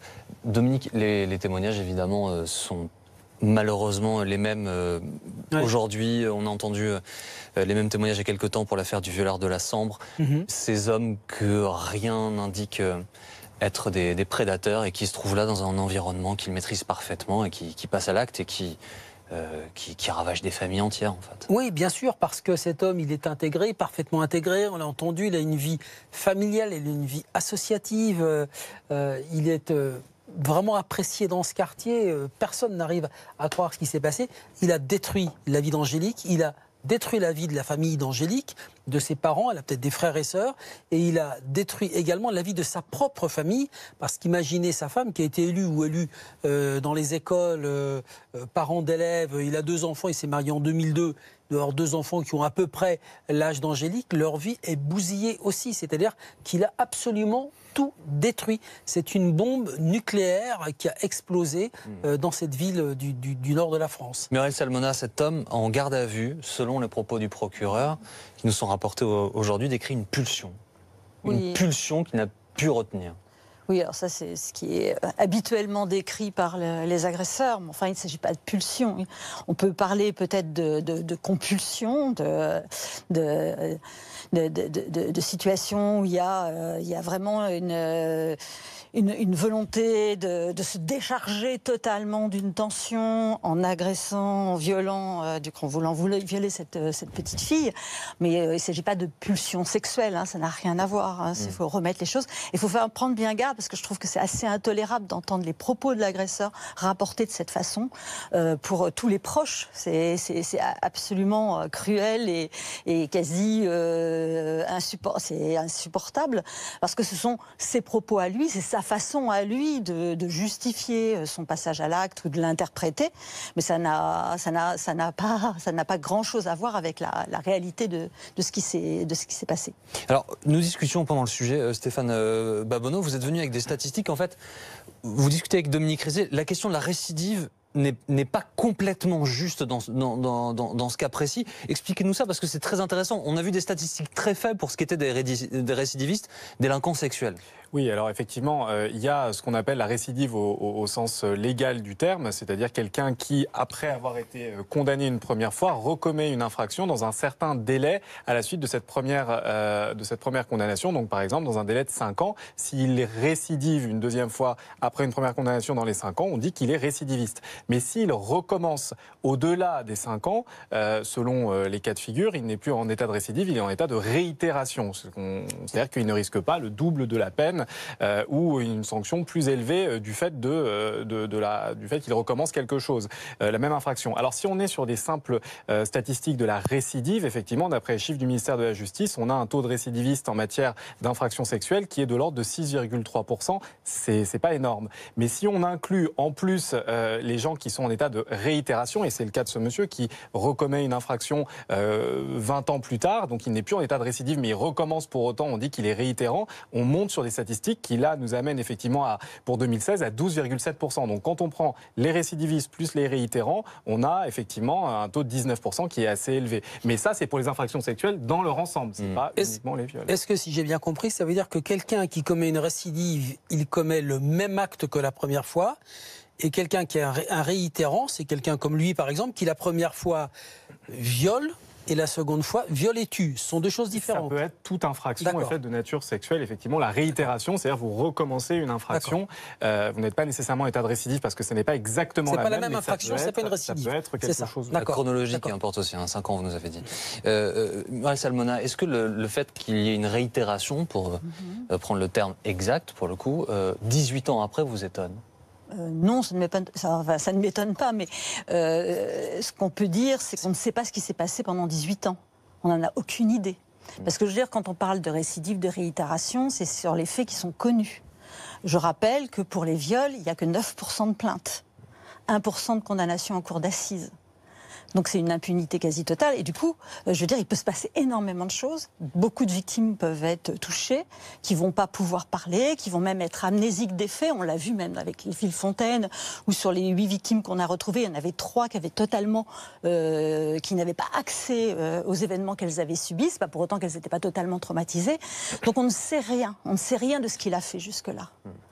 Donc on ne sait pas si c'est un événement très particulier qui a réactivé la mémoire traumatique de son passage à l'acte criminel 20 ans avant et qui l'a envahi et il a choisi de rejouer la scène pour pouvoir en fait se décharger d'une tension effarante avec une intention de le faire, ou si il est monté en puissance aussi depuis quelque temps. Ça, on ne peut pas le savoir. Là, pour le coup, la question de la préméditation va être centrale, Dominique Rizet, parce qu'il y a dans l'agenda de cet homme, les dernières heures avant le viol et le meurtre de la petite Angélique, des éléments qui sont un peu troublants. Hein.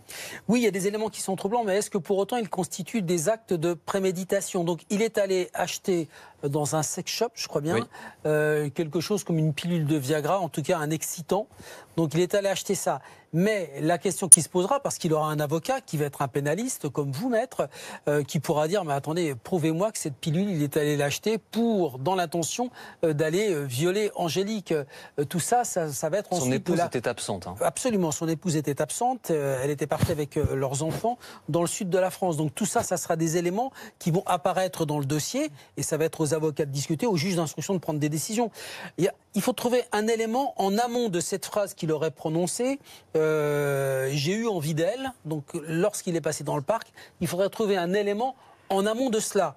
est un élément qui tient, un élément juridique. Alors, est-ce qu'il a fait des repérages ? Est-ce qu'il y a eu une première approche ? Est-ce que l'achat de cette pilule dans un sex shop constitue un acte de préméditation ? Ça pourrait être cette phrase qu'il prononce ou ce prétexte qu'il prend pour la faire venir avec lui quand il lui dit « Voilà, j'ai des objets à remettre à tes parents ». Cette phrase, ça peut être peut-être un élément constitutif d'une préméditation. Je rappelle que la préméditation, c'est un acte aggravant. Ouais. Votre sentiment, Stéphane Bauveau, au sujet ?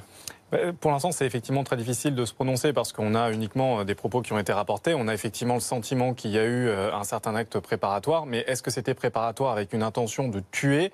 Ça sera l'enquête qui le déterminera. Et notamment, est-ce qu'au moment où il emmène la victime chez lui, il a déjà en tête l'idée de la tuer ? C'est sur ça que ça va se jouer. Parce que finalement, la frontière est très ténue dans les actes préparatoires. On n'est pas obligé d'avoir fait ça pendant des jours et des jours avant. Ça peut être quelques heures avant. Mais également, on peut avoir préparé un autre crime qui n'est pas forcément un meurtre. Ça peut être tout simplement... voilà. Ouais, Salmona, je vous ai aperçu... un peu, je vais le dire, révolté là en écoutant Dominique Rizet, pas des propos de Dominique, mais des propos qu'il rapportait du procureur de la République. Ça vous interpelle vraiment que le procureur de la République ait cité littéralement le principal suspect Oui, parce que c'est vraiment le discours agresseur qui est cité, sans vraiment beaucoup de précautions d'usage, sans filtre, et que ça c'est d'une violence inouïe. Non seulement pour la famille, pour les proches, mais c'est une violence inouïe pour toutes les victimes. Enfin, moi, je prends en charge énormément de victimes de violences sexuelles. Je peux vous dire que d'entendre ça, c'est totalement intolérable. Ça donne envie. J'ai reçu plusieurs messages de personnes qui m'ont dit qu'elles avaient des idées suicidaires ce soir sur mon téléphone, de personnes qui sont suivies par l'association. D'ailleurs, une qui est une victime de Fourniret, qui vraiment, là, est parti en vrille totalement. Rien que d'entendre ça. C'est comment, Dominique Il faut dire que désormais, on voit les procureurs, les enquêteurs se présenter face aux caméras pour tenir au courant de l'évolution des enquêtes. En revanche, avoir les propos in extenso comme ça du suspect, c'est plutôt rare, non ? Les procureurs nous donnent de plus en plus d'informations. D'ailleurs, je pense que c'est une consigne qui est passée, de façon à éviter aux journalistes d'aller chercher eux-mêmes des informations. Voilà. Là, c'est vrai qu'on en a eu beaucoup, c'était violent, mais à décharge, le procureur se trouve... Il était quand même extrêmement ému quand il a parlé, ce procureur. Il était très touché par ce qu'il s'est passé. Il a commencé par le dire. Il a dit, découvrir une scène comme ça, découvrir le corps d'Angélique, nue, déshabillée à cet endroit-là, c'est difficilement supportable. Et ensuite, eh bien, je crois qu'il a donné tout ce qu'il avait dans son dossier, y compris ces éléments, donc au moment où l'auteur présumé s'enferme dans les toilettes avec Angélique, et où il y a peut-être des choses qui auraient pu être dites différemment, mais encore une fois, à la place du procureur, je ne sais pas ce qu'on aurait fait en étant chargé de faire passer un si terrible, si épouvantable message. Stéphane Bauveau. Oui, moi, à titre personnel, effectivement, j'ai tendance à être un peu choqué par la nature des détails et la précision avec laquelle tout ça a été donné. Il est vrai que le procureur, aujourd'hui, a la possibilité, il le fait de plus en plus, de mettre fin finalement aux rumeurs. Aujourd'hui, il y avait un message clair à faire passer. La personne a reconnu sa responsabilité. Il a tué effectivement la victime et il sera prochainement déféré devant le juge d'instruction. Est-ce qu'on avait besoin de savoir exactement comment se sont passées les choses dans cette salle de bain, d'avoir les détails, de savoir exactement à ce stade-là, c'est une personne qui est en train à peine de sortir de la garde à vue, je pense que ça n'était pas nécessaire. Éléments qui sont constitutifs du dossier, et alors, sauf que ce que je dis une bêtise, on se dirige vers un procès d'assises à huis clos puisqu'il s'agit d'une mineure. Donc manifestement, ce type d'éléments sont censés rester dans le cadre du tribunal. A priori, le public n'est pas censé y avoir accès. Et juste pour l'anecdote, derrière le procureur de la République, il y avait Romuald Muller, qui est le patron de la DIPJ, la Direction interrégionale de la police judiciaire de Rouen, qui a interpellé, dont les hommes ont interpellé le violeur de la Sambre. Donc il était aux manœuvres il y a 3 semaines, un mois, donc sur cette affaire. Il est maintenant sur... Imaginez aussi pour tous les policiers enquêteurs comment c'est difficile de rentrer chez eux le soir, ce sont des pères de famille, après avoir fait l'affaire du violeur de la Sambre, et puis aujourd'hui, démarrer l'enquête sur la petite Angélique. Muriel Salmona, ce qui est terrible, en plus pour les familles, les proches, les gens de ce village, c'est leur expliquer que cet homme a été condamné, qu'il a purgé sa peine, qu'il est sorti, et qu'il n'y a pas eu, il faut le dire tel que c'est, il n'y a pas eu de faille du système judiciaire, en tout cas en l'état. C'est-à-dire qu'il était il était connu, mais il n'avait pas de moyen de le contrôler en l'état de la loi. C'est une difficulté supplémentaire. Oui, c'est une difficulté. Alors en plus, c'est vrai que c'était à une période avant des améliorations de la loi par rapport à la prise en charge des délinquants sexuels et des criminels sexuels. Donc il n'y avait pas eu d'injonction de soins. Donc c'est ce qu'on a appris, puisque ça s'est mis en place plus tard. Par ailleurs, c'est vrai que les gens se préoccupent du fait qu'ils ont pu côtoyer quelqu'un qui était un criminel, hein, donc qui avait violé déjà avec arme, enfin avec une mineure de 15 ans, donc avec des circonstances aggravantes, et se dire qu'on n'a pas su et que du coup les enfants étaient en danger. Ce qu'il faut savoir, c'est que on a énormément de situations, enfin où effectivement il n'y a pas réellement de protection de l'enfance, parce que il n'y a pas de les signalements, les plaintes ne sont pas prises en compte suffisamment. Les 9% de plaintes, c'est 70% d'affaires classées sans suite. Donc, dans l'ensemble, la justice, quand même, peine à vraiment faire son travail. C'est un chantier colossal qui est en cours, évidemment. Merci beaucoup. Merci à tous les trois d'avoir été avec nous ce soir dans Grand Angle sur BFM TV. Nous reviendrons sur cette affaire, ces dernières informations, tout à l'heure dans Grand Angle. Voici maintenant Salia Braclia.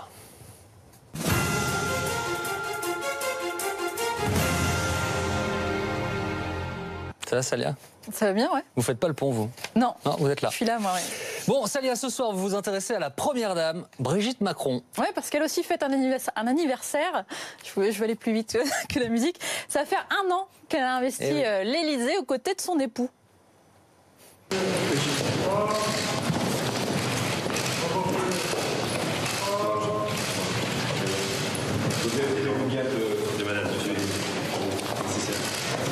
Une arrivée à l'Élysée avec plein de points d'interrogation pour elle. J'ai pris conscience de l'élection du président quand je l'ai vu à 20h à la télévision. Et là, lui, il était président tout de suite. Moi, j'étais plus angoissée. Je me suis dit, comment vais-je faire ? Comment vais-je pouvoir aider ? Est-ce que je vais savoir ? Pas grave, les équipes du palais ont su à sa place. Ils ont instauré une charte en août dernier pour bien la cadrer et un cabinet de 4 personnes à sa disposition. D'abord pour gérer son rôle de représentation, car depuis 1 an, Brigitte Macron, c'est l'atout popularité du président en France. Ça va bien, Brigitte ? Ouais, super. Passez-lui le bonjour. Mais aussi à l'étranger. Elle est là, regardez.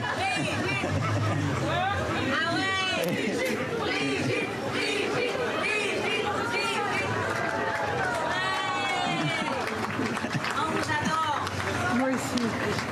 15 déplacements à l'étranger, toujours aux côtés d'Emmanuel Macron, ça tombe bien, ça fournit l'album de souvenirs. Tournez là-bas et avancez, on aimerait bien vous faire de dos. Regardez là-bas, tournez-vous. Monsieur le Président, juste une avec madame.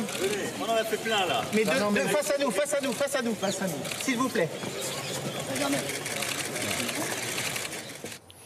C'est beau, hein ? Ça, c'est pour le côté représentation. Pourtant, elle l'a dit il y a quelques jours, Brigitte Macron, elle ne se sent pas première dame, elle se sent juste l'épouse d'Emmanuel Macron, sauf qu'il est aussi président de la République.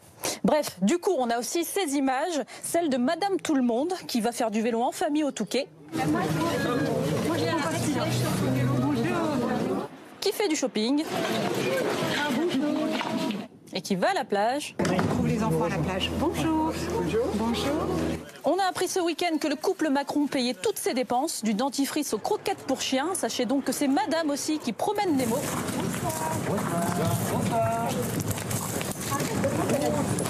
Et en bonne maîtresse de maison, c'est aussi elle qui rafraîchit la déco du palais de l'Élysée. On a fait venir des meubles un peu plus contemporains, du mobilier national. Le tapis a été fait au mobilier national. C'était des collections du mobilier national, le tableau également. La tapisserie, elle était tissée là-bas. Et on peut choisir de changer un petit peu les meubles. Madame Tout-le-Monde ou presque. Bon, ça c'est pour la com, mais on sait qu'elle a un rôle beaucoup plus politique. Exactement. Comme toutes ses prédécesseurs, elle s'est installée dans le salon des Fougères. Les quelques premières dames qui ont investi cette pièce pour en faire leur bureau, j'ai trouvé que c'était une très belle idée. Ici, c'est vraiment un lieu Vous êtes très très bien. Un peu en retrait. Un peu en retrait pour pouvoir s'affirmer de son côté. Dans ses bureaux, la Première Dame reçoit beaucoup. Selon son agenda publié, on a compté 113 rencontres à l'Élysée. Ça va du président d'association à... Arnold, please this way. L'année de Brigitte Macron, c'est 38 déplacements en France, sans le président et sans forcément la présence de journalistes, car la Première Dame se veut discrète. En un an, 2 grands entretiens accordés à la presse pour Elle Magazine et Point de Vue. Mais quand il s'agit de thèmes qui lui tiennent à cœur, elle n'hésite pas à s'approcher des micros. Le handicap chez les enfants, par exemple. Et moi, je pense que si, dès la petite enfance, on intègre les enfants qui ont une différence dans les crèches, dans les écoles, très vite, il n'y aura plus de différence. Le harcèlement à l'école ? Il y a les harcelés et les harceleurs. Et on est forcément d'un côté ou de l'autre. Et si on est passif, on est harceleur. Le harcèlement sexuel ? 2 mots à vous dire, ça suffit. Je pense que tout ça doit s'arrêter très vite. Qu'est-ce qui doit s'arrêter? Le silence. Entre autres. La santé. Et on va tous retrousser nos manches pour vaincre la maladie. Notre plus grand honneur, c'est de défendre ceux qui ne peuvent pas forcément se défendre. Pour résumer, donc je peux intervenir dans les domaines où on me demande, mais toujours en accord avec le président et avec son gouvernement. Mais la politique, ça n'est pas mon domaine. Officiellement, mais ce qu'on sait, c'est que c'est la médiatrice. Mais je vais lui faire part de votre témoignage. C'est promis. Je lui dirai. Mais je vais essayer de voir si c'est possible. Je vais répéter à mon mari. Voilà, donc si vous avez un message à lui faire passer, vous savez par qui passer, justement. Merci beaucoup, ma chère Salia. Salia Bracli à tous les soirs dans Grand Angle.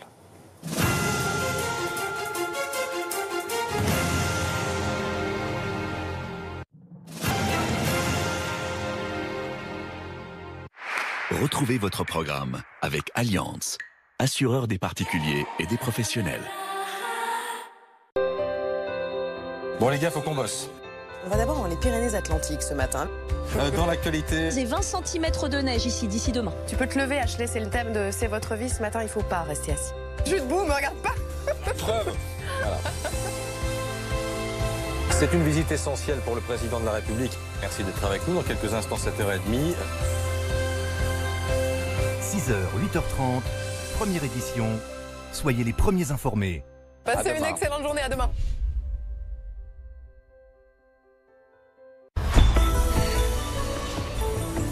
Retrouvez l'appli BFM TV sur votre tablette.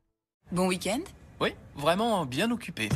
Je me suis levé tôt, j'ai surfé un peu sur le net, et puis arrosé mes plantes. J'ai retrouvé un ami. Ah, et je me suis fait une nouvelle playlist. Et toi?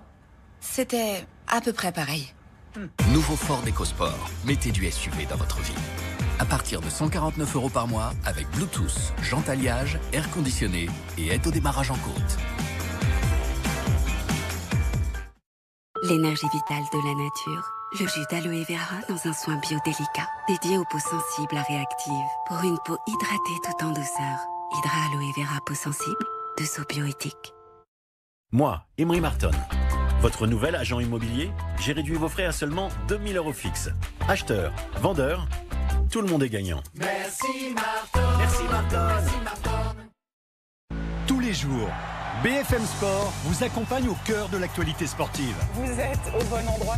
Évidemment, c'est l'émission de paradis. Avec des JT en continu, vos émissions en direct toute la semaine. C'est parti pour 60 000 sports. On est heureux forcément de vous accueillir. After en direct sur BFM Sport. Et tous les week-ends. C'est le grand week-end sport. Toutes les images, toutes les infos. Tous les sports, tous les terrains, tout le temps. Ne ratez rien de l'info sportive sur BFM Sport. Sunny. Yesterday my life was filled with rain. Sunny. You smiled at me and really eased the pain. You gave to me your all in all, and now I feel 10 feet tall. Sunny, one so true, I love you.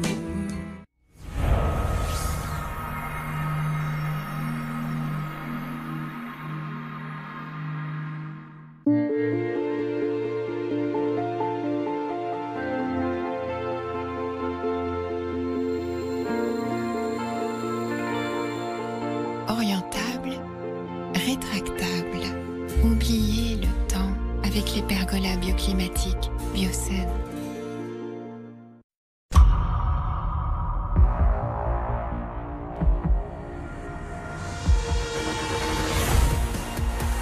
La Diamond League est de retour avec toujours plus de stars. Reprise de la Diamond League à Doha, vendredi à 18h, en direct sur SFR Sport 1. Je lui ai dit à Sandrine, moi, aujourd'hui, droit dans les yeux. Je me suis fait respecter parce que sinon les gens te bouffent, tu vois. Oui. Hé, t'as une Volkswagen? T'as rien à craindre. On peut douter de tout, mais pas de sa Volkswagen. Et pour configurer la vôtre, rendez-vous sur Volkswagen.fr. Volkswagen. Le Crédit Mutuel donne le la au Printemps de Pérouge du 7 juin au 5 juillet. Venez vivre un événement unique et des moments magiques au cœur de l'Ain avec les plus grands artistes du moment. Scorpion, Santana, Martin Solveig, Calogero, Nekfeu, Gauvin Serre, Kids United and Friends. 3 lieux, 15 soirées au Printemps de Pérouge du 7 juin au 5 juillet.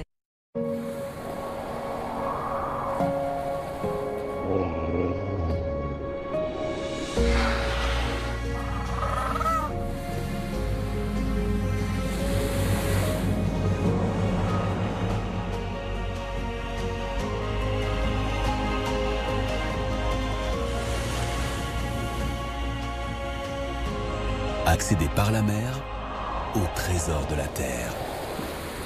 Ponant.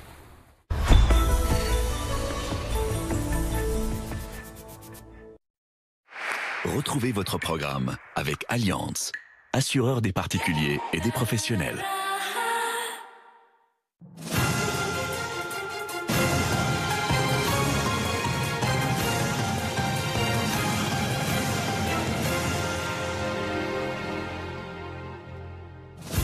Vous regardez Grand Angle, il est 23h30, voici le sommaire de votre émission ce soir. L'homme qui a reconnu le meurtre d'Angélique devrait être présenté à un juge ces prochaines heures, âgé de 45 ans. Il avait déjà été condamné en 1996 pour viol sur mineur, nous y reviendrons en images dans quelques instants. Au moins 25 morts dans un double attentat suicide en Afghanistan, dont plusieurs journalistes. 763 personnes ont été tuées dans des attaques depuis le début de l'année à Kaboul, des attentats revendiqués par Daesh ou Al-Qaïda. À 23h45, Grand Angle, le reportage dans le plus grand bidonville de Paris, le plus grand de l'histoire de la capitale selon les associations. 2000 personnes y survivent, 50 arrivent chaque semaine. Oui, je vais dormir ici. Ça fait 4 mois, moi, je vais dormir ici. 4 mois, c'est... Regarde. Regarde. Heureusement, la Croix-Rouge, je l'ai donné la tente.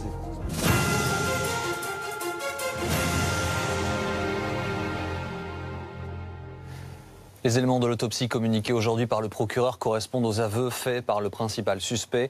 L'homme de 45 ans, déjà condamné en 1996 pour viol sur mineur, a avoué avoir violé et tué Angélique. La jeune fille de 13 ans avait disparu mercredi. Grand Angle reportage, Émeric Barraud avec les équipes de BFM TV.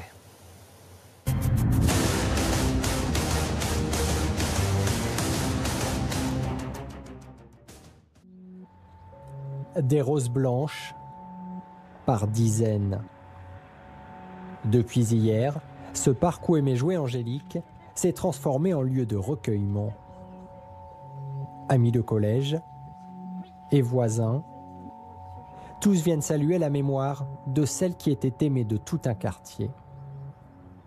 Elle disait bonjour à tout le monde. Elle venait facilement nous voir. On avait des chiens, elle venait nous voir tout le temps. Elle avait un problème, elle venait tout le temps. C'était notre petite princesse du quartier. Ça va être une petite fille qui va beaucoup nous manquer. Elle m'a manqué, je réalise pas encore comme quoi je la reverrai plus. C'est quelqu'un que j'adore, que j'apprécie. Je la voyais tous les jours et ça va faire bizarre de plus la voir. Au nom de ses proches, et malgré la douleur, la tante d'Angélique est venue lui rendre hommage à travers ce message. Tu es parti, nous ne te verrons plus. Ton rire, ton sourire seront souvenirs. Nos cœurs pleurent l'inconsolable douleur. Nos yeux te chercheront dans les cieux. Pour toujours, tu seras dans nos cœurs. Nous sommes dégoûtés, écœurés.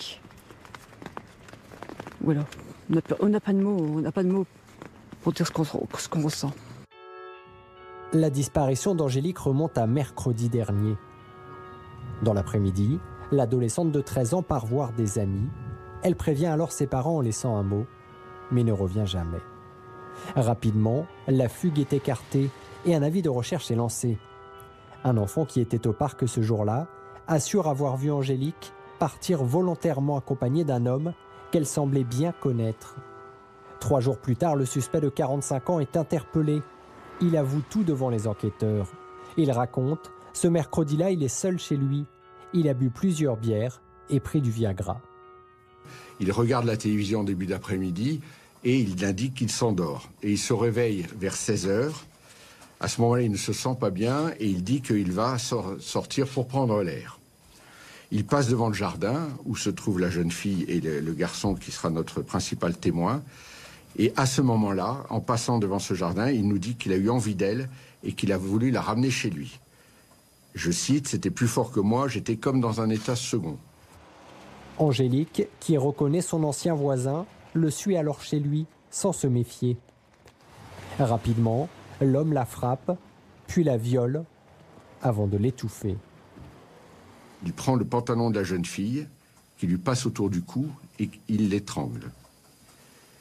Il indique que lorsqu'elle a commencé à se débattre, il a compris qu'il fallait qu'elle la tue. Et il indique également que l'ensemble de toutes ces violences n'a pas duré plus d'1 quart d'heure.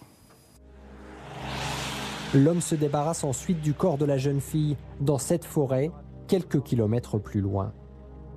Marié, père de 2 enfants, le meurtrier présumé d'Angélique travaille comme chauffeur de bus. Un homme visiblement bien intégré dans la vie locale. Il y avait des gamins qui allaient manger parfois le midi chez ce monsieur. Personne n'a eu l'idée que ça pouvait être dangereux. J'ai vu le directeur de l'école ce matin, il dit, moi, il venait, il participait à l'organisation des fêtes, c'est lui qui était là pour essayer. Et personne ne le sait, et personne ne s'est imaginé que ça pouvait être quelqu'un de dangereux. Car l'homme a un passé de délinquant sexuel. Il a déjà été condamné il y a 22 ans pour le viol d'une mineure et 2 agressions sexuelles. Après avoir purgé 6 années de prison, l'individu est libéré, puis il est inscrit dans le fichier des auteurs d'agressions sexuelles.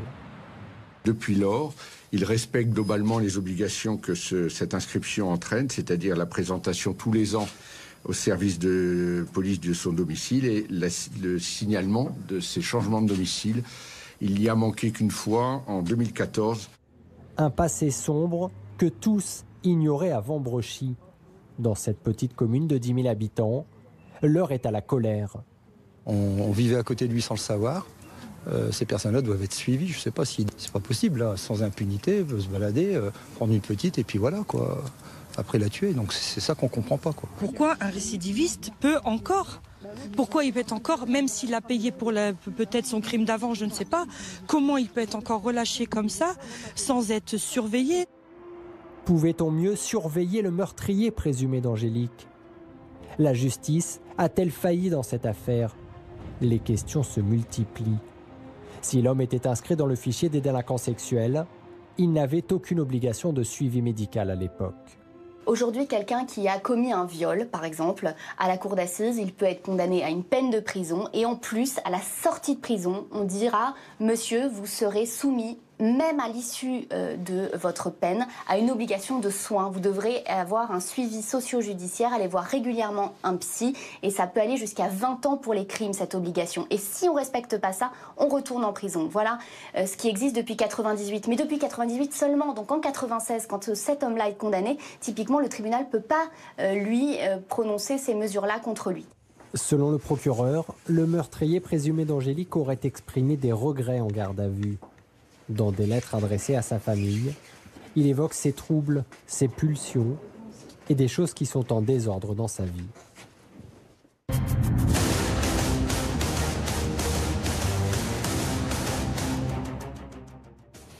Un double attentat suicide a fait au moins 37 morts ce matin à Kaboul. La deuxième déflagration visait spécifiquement les journalistes arrivés sur place après la première explosion.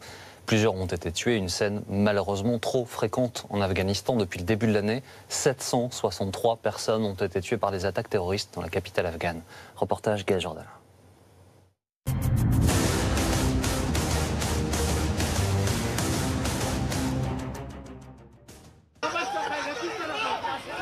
Le chaos, Une nouvelle fois en plein cœur de Kaboul. 2 kamikazes viennent de se faire exploser à quelques minutes d'intervalle. Certains blessés sont groggy à terre. Daesh a encore frappé les Afghans. Nous sommes dans le quartier de Shajdarak, là où se concentrent les ambassades, dans la capitale afghane. Vers 8 h ce lundi matin, un homme qui circule à moto actionne sa bombe près du siège des services de renseignement. Je passais juste par là quand l'explosion a eu lieu. J'ai été blessé. 30 minutes plus tard, les journalistes sont là en nombre pour couvrir l'événement. Ils sont en fait tombés dans un guet-apens.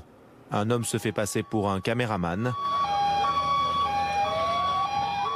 Au milieu de la foule, le kamikaze fait exploser sa ceinture. Avec ces attaques, au total 25 personnes sont mortes en martyrs et une cinquantaine sont blessées. 4 policiers font partie des martyrs, 3 autres ont été blessés. Parmi les victimes, Shamarai, le chef photographe de l'agence France Presse à Kaboul. À 48 ans, il couvrait depuis plus de 20 ans les événements en Afghanistan. Ses obsèques ont eu lieu dans l'après-midi. Aux oppresseurs qui sont en train de tuer notre peuple innocent, Allah le Tout-Puissant vous fera entrer en enfer. Dans sa carrière, Shamarai a su saisir les dangers d'un pays en guerre. Avec Daesh, les talibans multiplient les attentats dans le pays. Les talibans rejettent les appels du gouvernement afghan à entamer des négociations de paix. Depuis le début de l'année, près de 800 personnes ont été tuées en Afghanistan, 1500 blessés. C'est 2 fois plus que l'an dernier.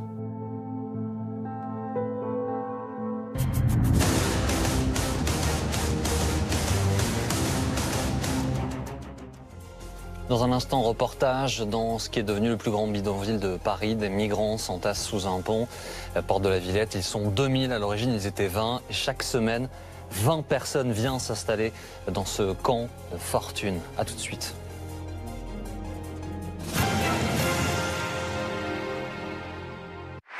Retrouvez votre programme avec Allianz, assureur des particuliers et des professionnels.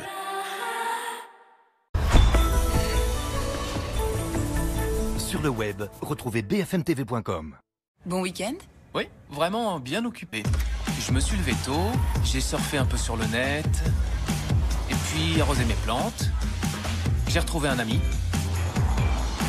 Ah, et je me suis fait une nouvelle playlist. Et toi? C'était à peu près pareil. Nouveau Ford EcoSport. Mettez du SUV dans votre vie. À partir de 149 € par mois, avec Bluetooth, jantes alliage, air conditionné et aide au démarrage en côte.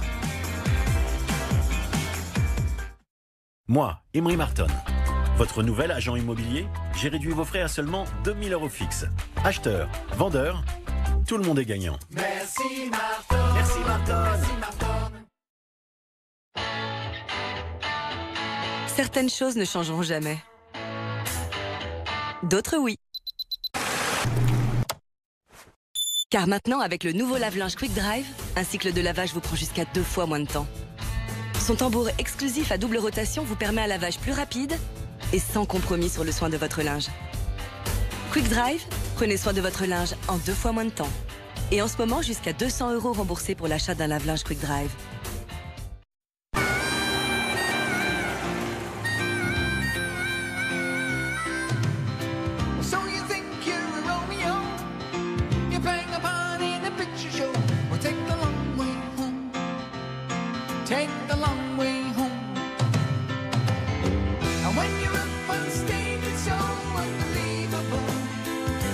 Votre vision de la mobilité naît de vos désirs de liberté.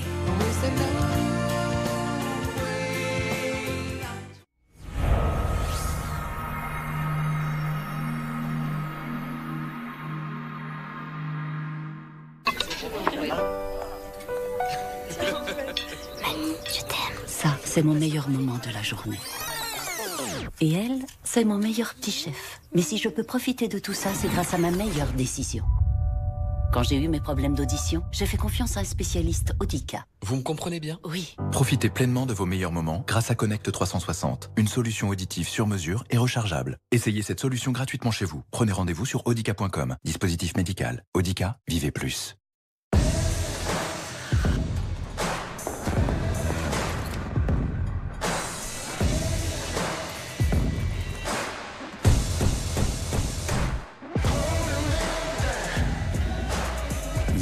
Design. Nouvelle technologie embarquée. Nouvelle tendance, nouvelles émotions, nouvelle Mini 3 ou 5 portes. À partir de 230 € par mois sans apport.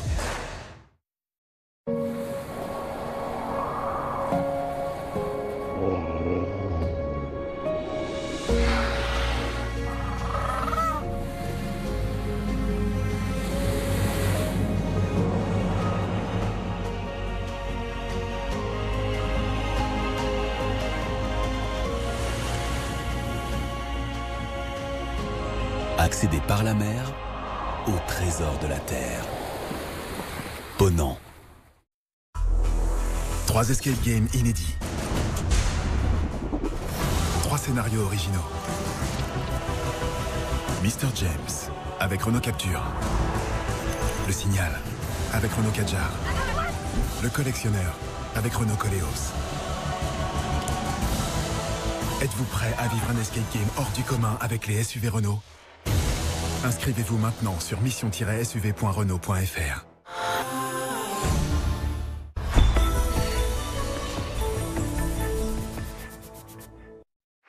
Retrouvez votre programme avec Allianz, assureur des particuliers et des professionnels.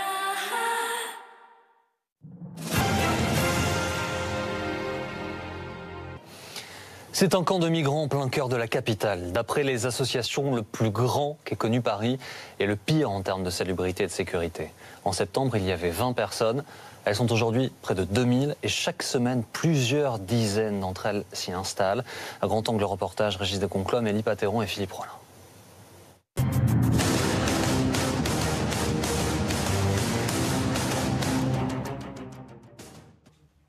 Depuis sa fenêtre, Julien a une vue dégagée sur l'horizon. À une centaine de mètres devant lui, la porte de la Villette et le canal Saint-Denis. Mais en observant bien, on devine des abris sommaires et une agitation inhabituelle sur ces quais. On peut voir des fois le soir des passages, ça bouge, ça n'arrête pas, ça part là, ça revient, ça... voilà. Depuis 8 mois, des migrants campent à 2 pas de son immeuble et ils sont chaque jour plus nombreux. Pour cet informaticien de 36 ans, la situation devient préoccupante, car il redoute que ce campement de fortune ne s'installe pour de bon. Ça va s'amplifier, moi je le pense. Et je suis pas le seul. Je pense. Pourquoi vous pensez ça? Parce qu'un jour est arrivée une livraison de tentes, et à partir de ce moment-là, mini-camp, donc ils étaient, oui, 300 à peu près, et en 1 mois et demi, on est passé 2 mois, de 300, on est passé à 1000, et là on va être à 2000, dans 2 jours, 3 jours, on est à 2000. Julien n'a pas d'a priori contre les migrants et s'accommode de cette cohabitation forcée. Donc là, vous avez une partie là, du camp qu'on ne voit pas de chez moi, qui est donc la partie qui est un peu cachée. Mais ce qui inquiète vraiment ce papa de 2 enfants, c'est la proximité du camp avec l'école de sa fille. Alors en fait, vous avez là l'entrée de l'école qui est là, la porte d'entrée. Les enfants sortent par là. Vous avez ensuite la grille qui, elle, est ouverte quand c'est la sortie de l'école, la grille s'ouvre. Et ensuite, si vous regardez de l'autre côté, vous avez juste un petit escalier là qui amène au camp. Donc vous le descendez et vous arrivez sur le camp tout de suite. Julien est préoccupé par la situation, mais il se sent aussi concerné par le sort de ces migrants. En quelques semaines seulement, le camp est devenu le plus grand de Paris. Ici, sous ce pont du périphérique, à l'abri des regards et des intempéries, s'entassent plus de 1700 personnes. En majorité des hommes venus d'Érythrée, du Soudan ou d'Afghanistan. Et le camp ne cesse de grossir. Chaque semaine, 50 nouveaux arrivants viennent y planter leurs tentes. Trari est algérien. Il a 37 ans. Contre 1500 € payés à des passeurs, il a pu quitter Oran, sa ville natale, et rejoindre la France. Quand il est arrivé à Paris, il y a 6 mois, il dormait dans la rue, avant de se réfugier sous ce pont. Oui, je vais dormir ici. Ça fait 4 mois, moi, je vais dormir ici. 4 mois, c'est... Regarde. Regarde. Heureusement, la Croix-Rouge, je l'ai donné la tente. Trari s'est installé cet hiver quand le pont protégeait de la neige. La Croix-Rouge a alors distribué des tentes en urgence. Modeste confort dans cet environnement difficile. Non, c'est dur ici. C'est dur.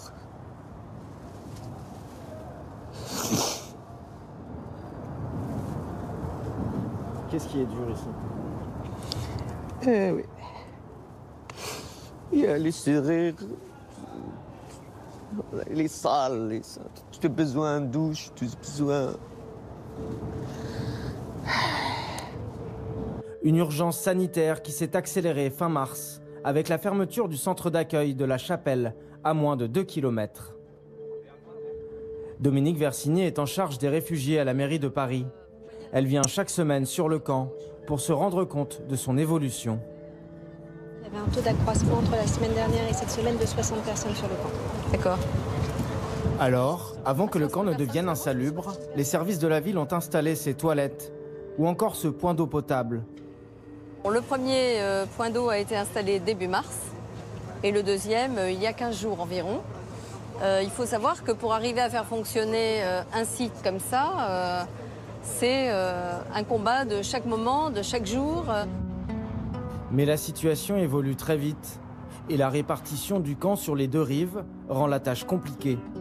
D'autant qu'avec le nombre de migrants croissant, les ordures s'amoncellent. Un site comme ça, s'il n'est pas nettoyé très régulièrement, plusieurs fois par semaine, ça dégénère très vite au niveau propreté. On est dans un lieu où il y a une crèche, où il y a une école, où il y a des habitations. Et donc, c'est le respect de tous, à commencer par les migrants et par les habitants. Pour maintenir l'hygiène du camp, une brigade spéciale de la propreté de Paris intervient chaque semaine. En plus des détritus qui jonchent le sol, il faut nettoyer en profondeur pour désinfecter. Produit et urine de l'autre côté, c'est bon? On en a mis un petit peu? La masse de déchets est énorme et de toutes sortes, mais ils savent qu'ils peuvent compter sur les habitants du camp pour les aider. Ils viennent nous donner un coup de main aussi. Aujourd'hui, ils nous ont rempli des sacs, ils ont passé un coup de balai autour de leur tente. Donc tout s'est fait en bonne harmonie. Le lieu est difficile d'accès et les tentes sont très proches de l'eau, ce qui complique le travail des éboueurs. On va les vider, hein. On va les vider avant qu'ils soient trop lourds parce que là, faut passer au bord de l'eau. Clément, tu passes le relais à quelqu'un qui a un gilet de sauvetage. L'opération est délicate et prend du temps. Impossible donc de nettoyer l'intégralité du camp en un jour. Une urgence sanitaire, mais surtout humanitaire, avec des situations de souffrance souvent complexes. Charlie, c'est parti? Nous, on reste là de manière. Oui, mais je voudrais faire le tour des situations avec toi du coup. Simon Bichet est coordinateur à France Terre d'Asile. Dans ce petit camion, il tente d'informer au mieux les personnes sur leurs droits. Aujourd'hui, il prend en charge pour la première fois ce monsieur. Kurban Ali a 56 ans. Cet Afghan est issu d'une minorité persécutée. Il a dû fuir son pays il y a 3 ans et a traversé toute l'Europe. Turquie, Yunan, Grèce, Bulgarie, Allemagne,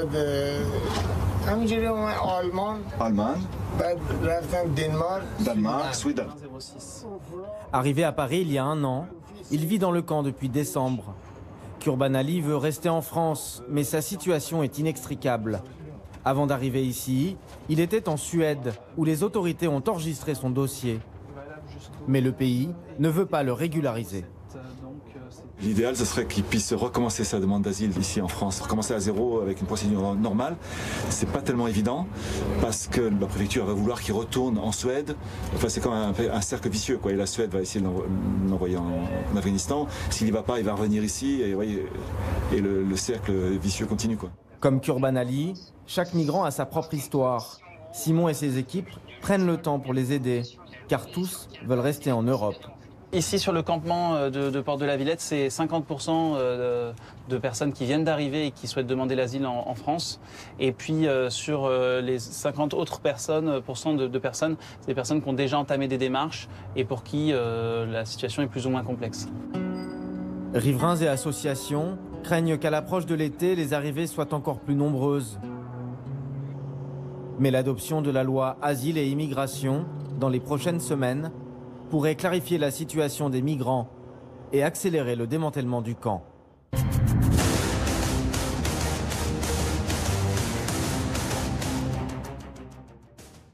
Reste avec nous dans un instant, c'est Aurélie Casse qui vous accompagne pour votre journal de la nuit sur BFM TV. Elle a une les toutes dernières informations après les aveux d'un homme au sujet de la mort d'Angélique. Il a avoué avoir violé et tué la jeune fille de 13 ans. Elle avait disparu mercredi dernier. Je vous laisse donc avec Aurélie. Je vous dis à demain 22h en direct pour Grand Angle.